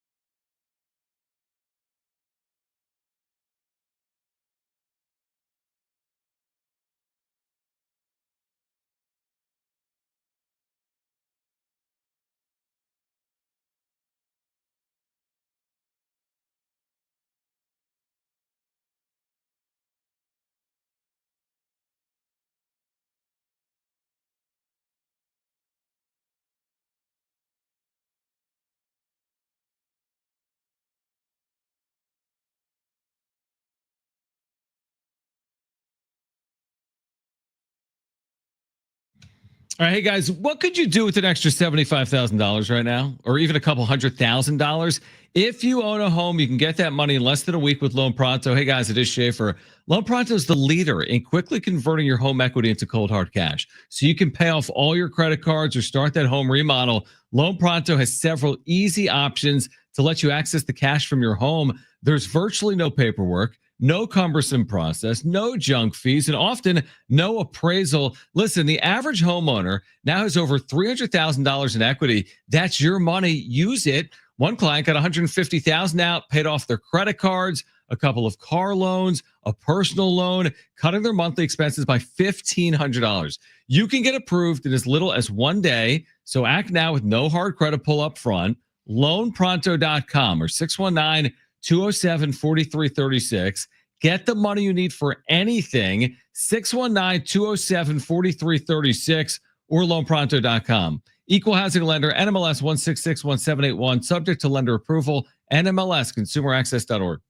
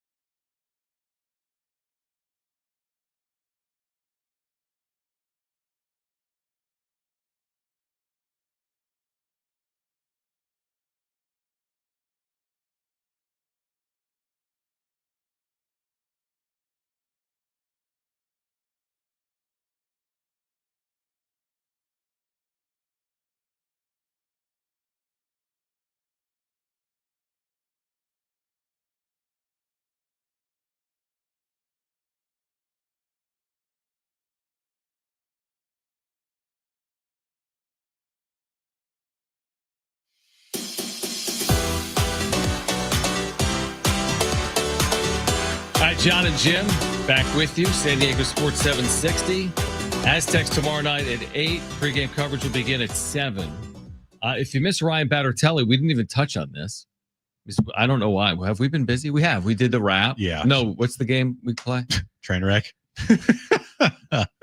That one thing. Trainwreck Radio is a good segment. It's also a train wreck. It's a train wreck. Yeah. But we went from Ryan Battertelli, assistant coach, to train wreck to Kevin Acey. So we haven't reacted to what Ryan said, right? Which was very significant. And said it here on San Diego Sports 760 that they couldn't ask for a better prognosis considering what happened. It's a hyperextended knee. He's week to week. Now they'll have to see how he progresses, but they're not ruling out his return at some point. And I think he even said in there, and you'll find the interview at sportssd.com, that he's already begun the process of rehabbing it. Right. They iced it immediately. There was some swelling, he reported, but they've already begun the process of rehabbing it. So I think you cross your fingers and say, you know, considering that, I mean, if that's a blown knee, Jim, done. You're not talking about impacting him next season. Yeah. That's so significant, but that's not what happened. It's a hyperextension, and maybe they see him, I don't know when, but at some point in the next week or 2 or 3 before the season ends, hopefully. He mentioned it's not a season-ending injury, which is the thing that I hear, and I'm like, okay, right, that's good to hear, right. But now it's a matter of like, all right, when he's going to return, and he's not going to return and be the same exact player right away that he was when he left, especially if he misses like a week or 2. Yeah, maybe. I mean, you're always worried about that. Yeah. That's right. It's like if it's the same thing. You're right. I mean, with like major leaguers, you have the best in the world. If Manny misses a month, I mean, it's impactful. Yeah. If Tatis misses time, although Tatis doesn't seemingly skip a beat, right? But it can be. I mean, he's 19. I think McGowan is 19. He had not played until this year. So I mean, yeah, it's a big tall order to ask him to maybe miss a couple of weeks and return and hit a couple of threes and block 4 shots and help lead you to, you know, important big wins in the conference tournament or NCAA tournament. Right. I hope it's just like a 10-day injury. Yeah, that'd be great. Yep. And then Maybe get it for the regular season ready to finale. go exactly for the final game here at Viejas for the regular season. And then that's like the jumping off point to get you ready for the Mountain West Conference tournament. When I saw this injury in real time, I mean, I was really concerned. You're like, yeah, it's over. He stays down and he's clutching at his knee. But you kind of never know and they didn't know. I mean, they were hoping that it was a hyperextension. Then they did the MRI. So they've seen the imaging and it is a hyperextension, which is what they could only hope for considering the circumstance. Now, can they overcome it? Taking out a really good New Mexico team. I mean, really good. 2 losses all year in the conference. And they've already beaten the Aztecs this year. They beat them by 14 at the Pit. And this is one of those games that, I mean, maybe this is the swing game. You win it, and you're more likely than not to make the NCAA tournament. You lose it. Maybe the opposite is the case. I don't know. I'm not a bracketologist. I play one on the radio, though. So it's just a big game. It's a really, really, really, I'm not overselling it, right? It's just a huge game. You win this game tomorrow night. It's going to be tough. But if you win this game, then at least you have something under your belt against the top team in your conference. Because right now, they're 0-for against Utah State and New Mexico this year. Got 2 wins over Boise. 2 wins over Boise. Boise's starting to emerge right now. Yeah. They're playing well. Yeah. But I don't know. I think just having at least a win under your belt over with the winning against New Mexico would be nice for you. And the other thing is, I've thought this since their 3rd Viejas loss this year. It's Gonzaga, UNLV, Utah State. That game that was stolen. Yep. Like you know, in that locker room, they're like, we're not losing again. Oh, like you just, the foot has to be fully down right now for New Mexico and Nevada. Like, we're not losing. We've lost 3 times here. Yeah. We cannot lose a 4th home game this season. Has to be like the mentality heading into tomorrow night. And it's going to be an awesome atmosphere. It's a later start, 8, but it's just going to be, an awesome atmosphere. What is this? What is this? What is this? What are you? This BPI thing. I need a Jim. What's it called? John goes on a tangent. Oh, this is Johnisms? the dumbest thing I've ever seen in my life. Johnisms. What are you looking at? The BPI for last 4 in. Okay, so I don't even want to talk about it because it doesn't even make sense. I know nobody's gonna care. I got so up in arms. So there's something called BPI, what which is like ESPN's metric, and it's so. I honestly want to curse on air. I was about in my mind. I just what cursed. the F? Yeah, in my mind I just cursed. This metric is so screwed up that they give right now Auburn like a 50% chance of being a 1 seed. I'm like, Auburn's a 1 seed. What are you talking about, you idiots? Right. And then they just said that like San Diego State has like a 10% chance. I don't even know. Are you so I don't want to mad? deal with it. I don't want to deal with it. You just done with I it right can't now? because I can't do it. You can't worry about that. Just beat New Mexico tomorrow. Okay. All right, back to our conversation with Kevin Acee on the other side, plus Jim's back page here until 6. Jon and Jim. I'm mad. Very mad.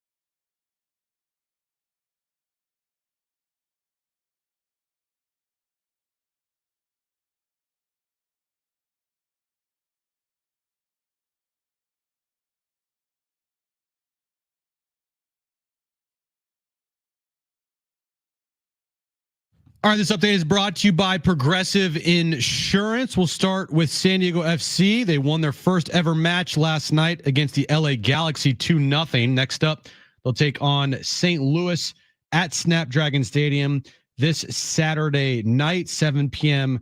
pre-match show. 7:30 is kickoff time. Just a heads up here that the entire game will be played on Jammin' 95.7. We will carry the Aztecs on Saturday night, and once the Aztecs game is over, we're going to join SDFC in progress. Speaking of the Aztecs, they take on New Mexico tomorrow night at Viejas Arena, 8 p.m. tip time, 7 p.m. pregame. The Padres today took on the Cubs in Cactus League action. They lost 10-5. Next up, tomorrow afternoon, they'll take on the LA Angels. At Progressive, they're making things even easier to help you bundle your home and car insurance together so you can save on both. Learn more at progressive.com or 1-800-PROGRESSIVE. That's progressive.com or 1-800-PROGRESSIVE.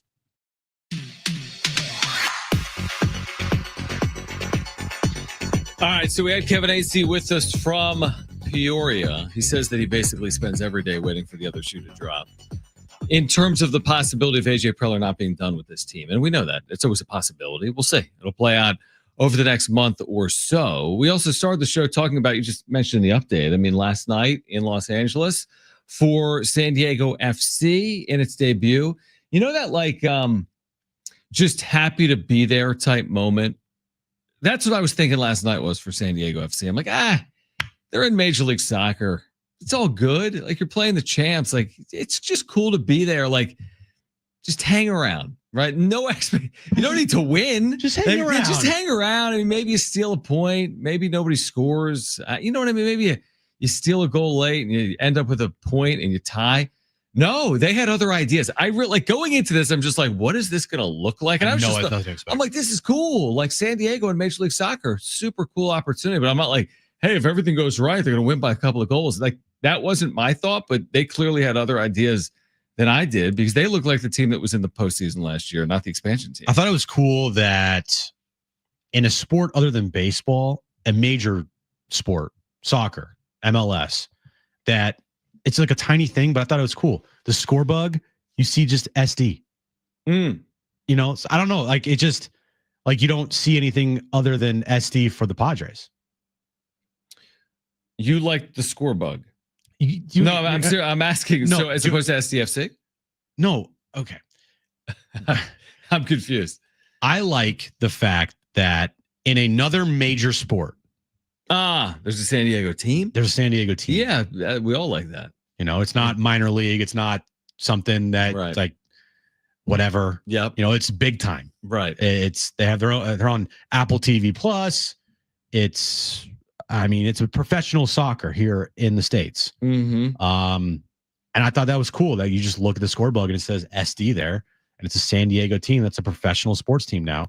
I thought that was cool, just like a tiny little thing. But yeah, I mean, here's the thing, and I thought this point was kind of made a little bit last night. Like, you're not replacing, like when you know what I mean. Like you can never replace anything. To your point, like you don't replace the Chargers with MLS, just like you wouldn't replace the Padres with NBA. They're all different, right? You'd love to have them all. I mean, that's how I feel. If someone told me I could snap my fingers tomorrow and San Diego had an NFL team and an NBA team and an NHL team and a Major League Baseball team and an MLS team, I'm on board with that.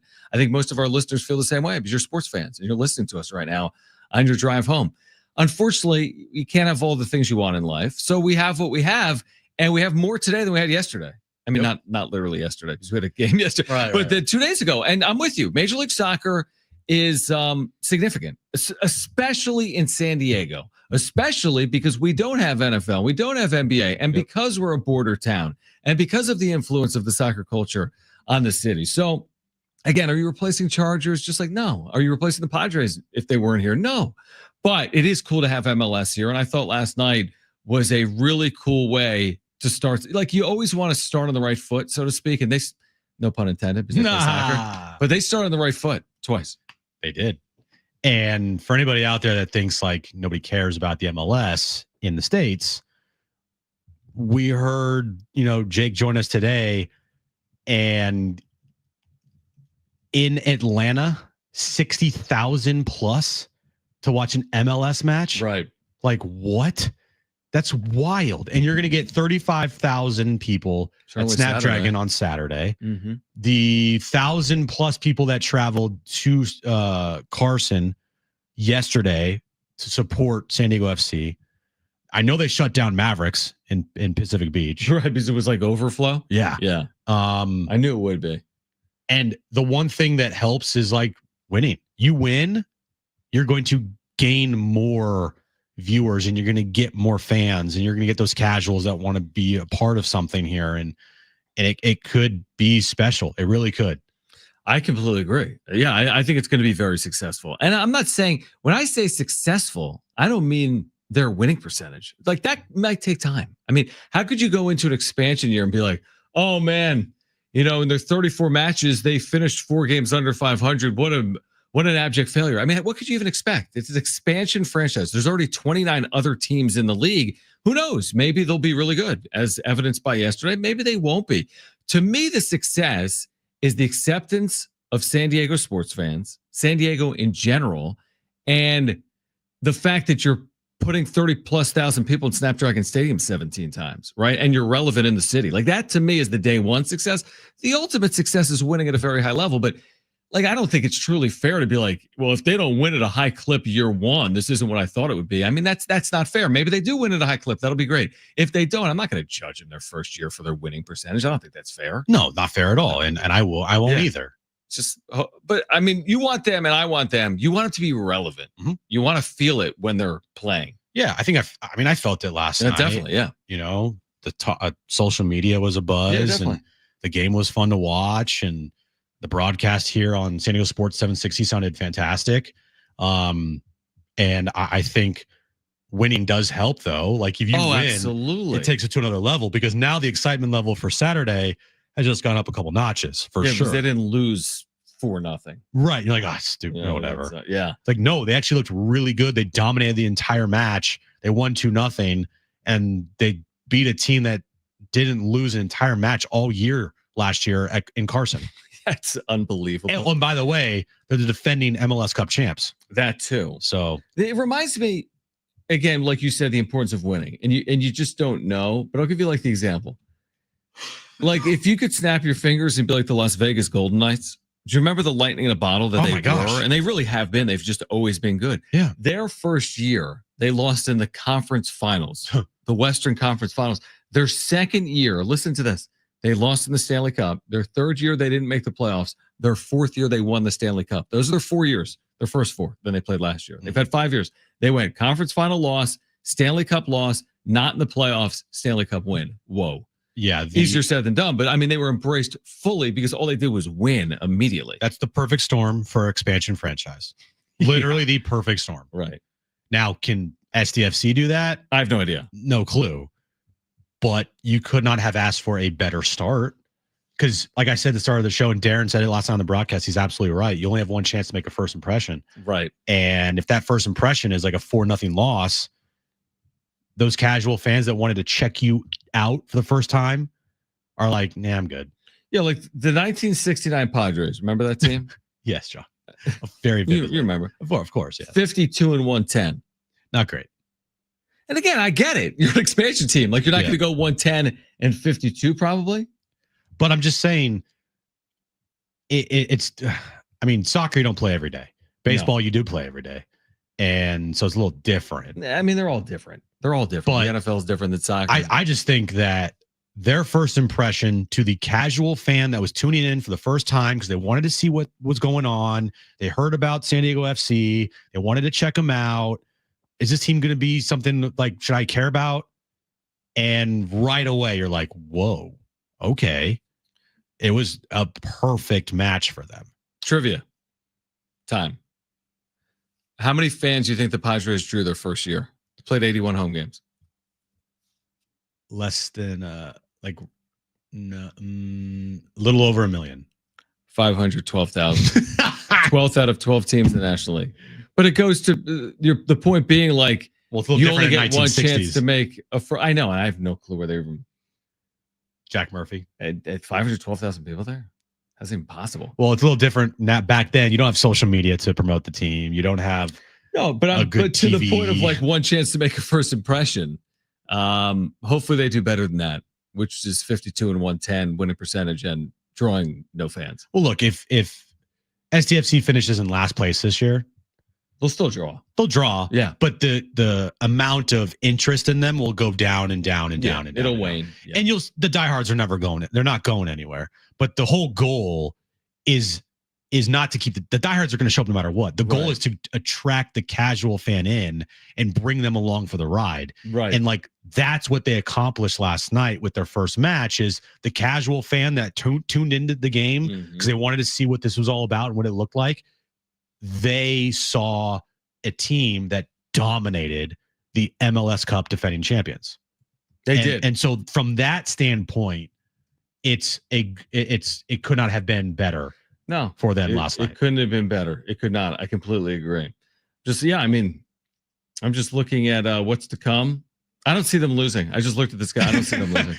I don't see them losing. Because honestly, like now, I bet you there are people today thinking to themselves, maybe I do want to go to a match now. Oh, of course. And then they probably looked, and tickets are not cheap for their opening match on Saturday. But still, I'm sure you got some people that weren't thinking about going to a match on Saturday looking last night for tickets. Absolutely. You're 100% right. Yeah. And it'll be a scene. We said it earlier. Saturday night, 7:30. We've got a doubleheader here on San Diego Sports 760 on Saturday. Aztecs and Wyoming at 5, followed by San Diego FC and St. Louis City, the debut home match for SDFC at Snapdragon Stadium. All right, we'll take a timeout. Jim's back. Page is on the other side. We're here until 6 p.m. This is Jon and Jim.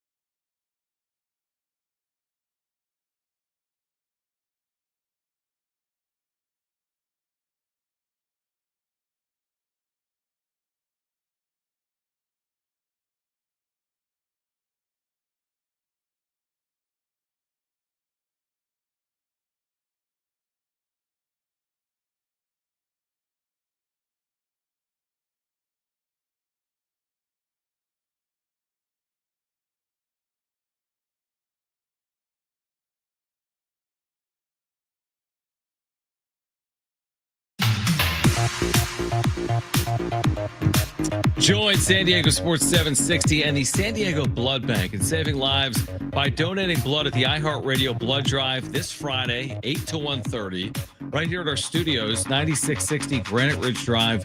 Your donation can help patients with cancer, severe burns, trauma, childbirth complications, and more. One donation could save up to 3 lives, and all blood types are needed. The first 50 successful donors will receive a pair of tickets to see Kane Brown. This is March 13th, or a pair of tickets to see Kelsey Ballerini. March 22nd at Pechanga Arena while supplies last. Make your appointment today at san diego bloodbank.org/iHeart. That's san diego bloodbank.org/iHeart. Where does the time go? It hasn't even been 4 hours. It feels like it's been 4 minutes. Do you want to go another hour? Not particularly. Yeah, no, I'm good. Tomorrow we'll go as long as possible. We'll do the show.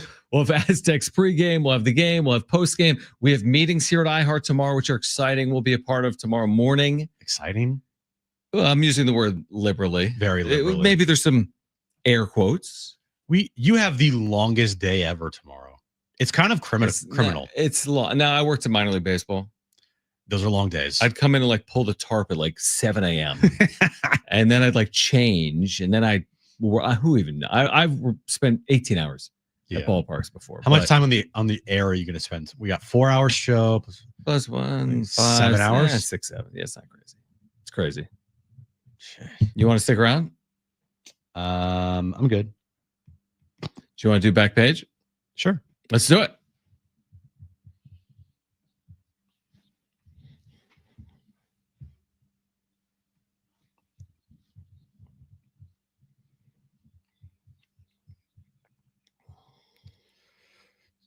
So Adrian Wojnarowski is now with St. Bonaventure. Yeah, is their GM? He's their GM, yeah.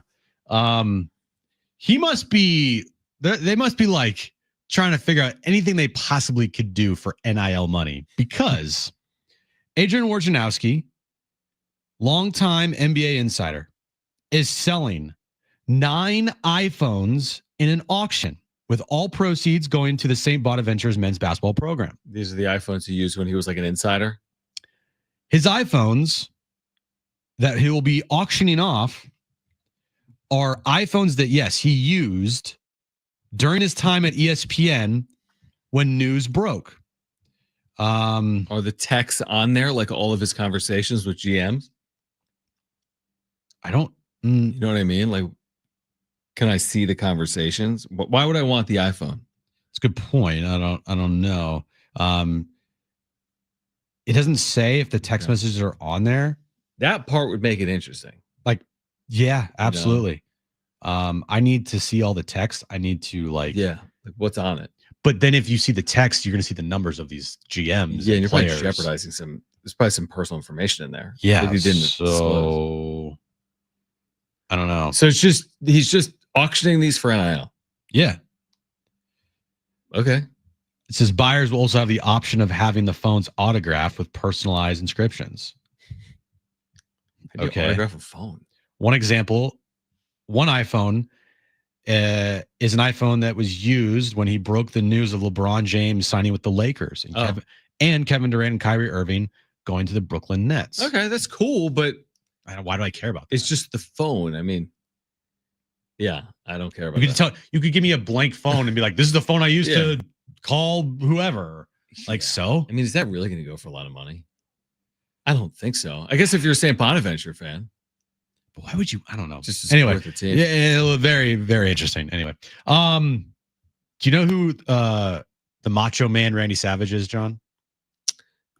Snap into a Slim Jim. Correct. Good job. Thank you. Well, the exact outfit that Randy Macho Man Savage wore for his "Ooh yeah, step into a Slim Jim" commercial. See, I know. Sold in an auction for $45,000 over the weekend. That outfit was what he wore as a wrestler as well, or different? It's just the outfit that he wore in the commercial, the Snap into a Slim Jim commercial. Okay. It's pretty similar. Similar to what he wore as a wrestler. Yeah. Like looking. Yeah. Yeah. So $45,000 for that thing. That seems expensive to me. Yeah, I don't know if I would do that. Yeah. Don't know if I would do that. Moving on to Subway, John. Yeah. There's no easy transition from Randy, the Macho Man, Randy Macho Man Savage. Subway fans, now through March 10th, Subway's offering a buy one, get one free deal on footlong subs. To take advantage of this limited time offer, simply use the promo code FLBOGO at checkout. This deal is available at participating locations. So there you go. Buy one, get one footlong at Subway. BOGO. Bring your own. No, it's not bring your own. I Whatever know, you said. I know. So, but how much is a footlong these days? Because they used to do this $5 footlong. If these are now like $10.99, that's actually more than a $5 footlong times two. I don't know. They're probably in the $10 range, right? Probably. 9, 10. Subway. Now through March 10th. All right. That's a good offer, I think. 2 sandwiches for the price of one. Yeah. Zero. Do you do Subway? I've done Subway. Subway's good. Yeah. I like Subway. I haven't done it in a while.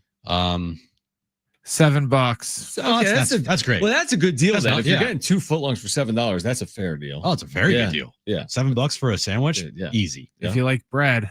They do have bread. Oh, if you like bread. My favorite, Jim Gaffigan, who we gave tickets away for a while ago. That's Right. the guy that's gone tour with Seinfeld. He had a great bit where he talked about Subway and about how you get a loaf of bread and then they dole out the meat like some old Italian bookie, like counting out $1 bills where he's like licking his finger. It's like, Right. here you go. You got 3 slices of meat on your With loaf your of bread. It's kind of funny. I like that. Taco Bell is kicking off another exciting menu edition with the steak and queso Crunchwrap slider, John. Wow. Featuring their all-new green chili queso sauce. Fans eager to try this latest creation can get early access starting tomorrow, February 25th, with a nationwide rollout on February 27th. This new take on the classic Crunchwrap promises bold flavors, combining seasoned steak, melty queso, and a crispy tortilla shell for the perfect balance of crunch and cheesy goodness. Are you here's a general question. Are you a Taco Bell guy? I mean, I like Taco Bell. So that means yes. Brent, are you a Taco Bell yeah. guy? I am. Do they have anything for me? Yeah. The quesadillas. Yeah, cheese quesadilla. Right. Chips, salsa. They got some vegan stuff. Because I was going to say, when I was younger, I think I did like it, but I'm going back to like high school. Well, I just remember that when we did the thing about them bringing the Mexican pizza back, Right. and we were going to get them and we were going to get you one. And Right. no, you just didn't want one. They had a vegan Mexican pizza. Right, I so do remember you that. could get one. Okay. I was just curious if you guys are Taco Bell fans or not. Yeah, they have vegan or veggie cravings. They have Yeah. And technically, I don't know. got a veggie bowl.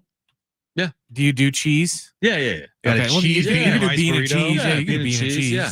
Black bean chalupa supreme, spicy potato soft taco. We got to hit that up. They got a veggie Mexican pizza. So they have a lot of options, actually. They have so many cheesy fiesta potatoes. You could just get pintos and cheese. Okay. They have plenty for you They there. have plenty. All Plenty right. for you there. I'll swing by. Not necessarily tonight, No. but soon. At some point soon. You know who's on the show tomorrow, guys? LeBron James. Friend of the show, Darnay Tripp. Oh, Now, Darnay, we're holding you to that because you said you're going to join us. yeah. You have to join us now. Yeah. So you're going to join us coming up at 3:30. Correct. Tomorrow. Yes. 3:30. Can't wait. All right. So also tomorrow, I mean, this is a big game for the Aztecs. I can't. It's going to be hard for me to sleep. I thought you were saying it's a big game for the Padres. It's not a big game for the Padres. I don't Sure about think. I mean, Angels Padres at Peoria. You man. can't lose the Angels. In any capacity. Bro, I don't cannot care the lose. time. You can't lose 3 in a row. And you can't lose 3 in a row. You're right. No, 3 is a trend. because then it becomes 4 and 5, and then now And then it's in your head, and now Now- you're Tatis. You're just trying to hit a home run every time up in the Cactus League. yeah, and then Schulte's going to be on edge, and then Dennis Lynn's going to ask him a question. He's going to blow up on Dennis Lynn. How many straight games do they lose before Schulte would have to get thrown out of a Cactus League game to turn their fortunes around? 1 million? All of them 100,000 games? never win a Cactus League game again. You know when they would break it? A split squad. They would win when Schulte was with the other squad. The other team would win to snap the streak. All right, if you missed anything today, you're welcome. Or you can check out sportssd.com or the iHeartRadio app or iTunes or TuneIn Radio or Spotify. We're on YouTube now. Search for Jon and Jim. JONAND. JIM. We're on social media as well. Search for @Jon and Jim. For Brent and Jim, I'm John. Keep it here at San Diego Sports 760. Okay. Bye.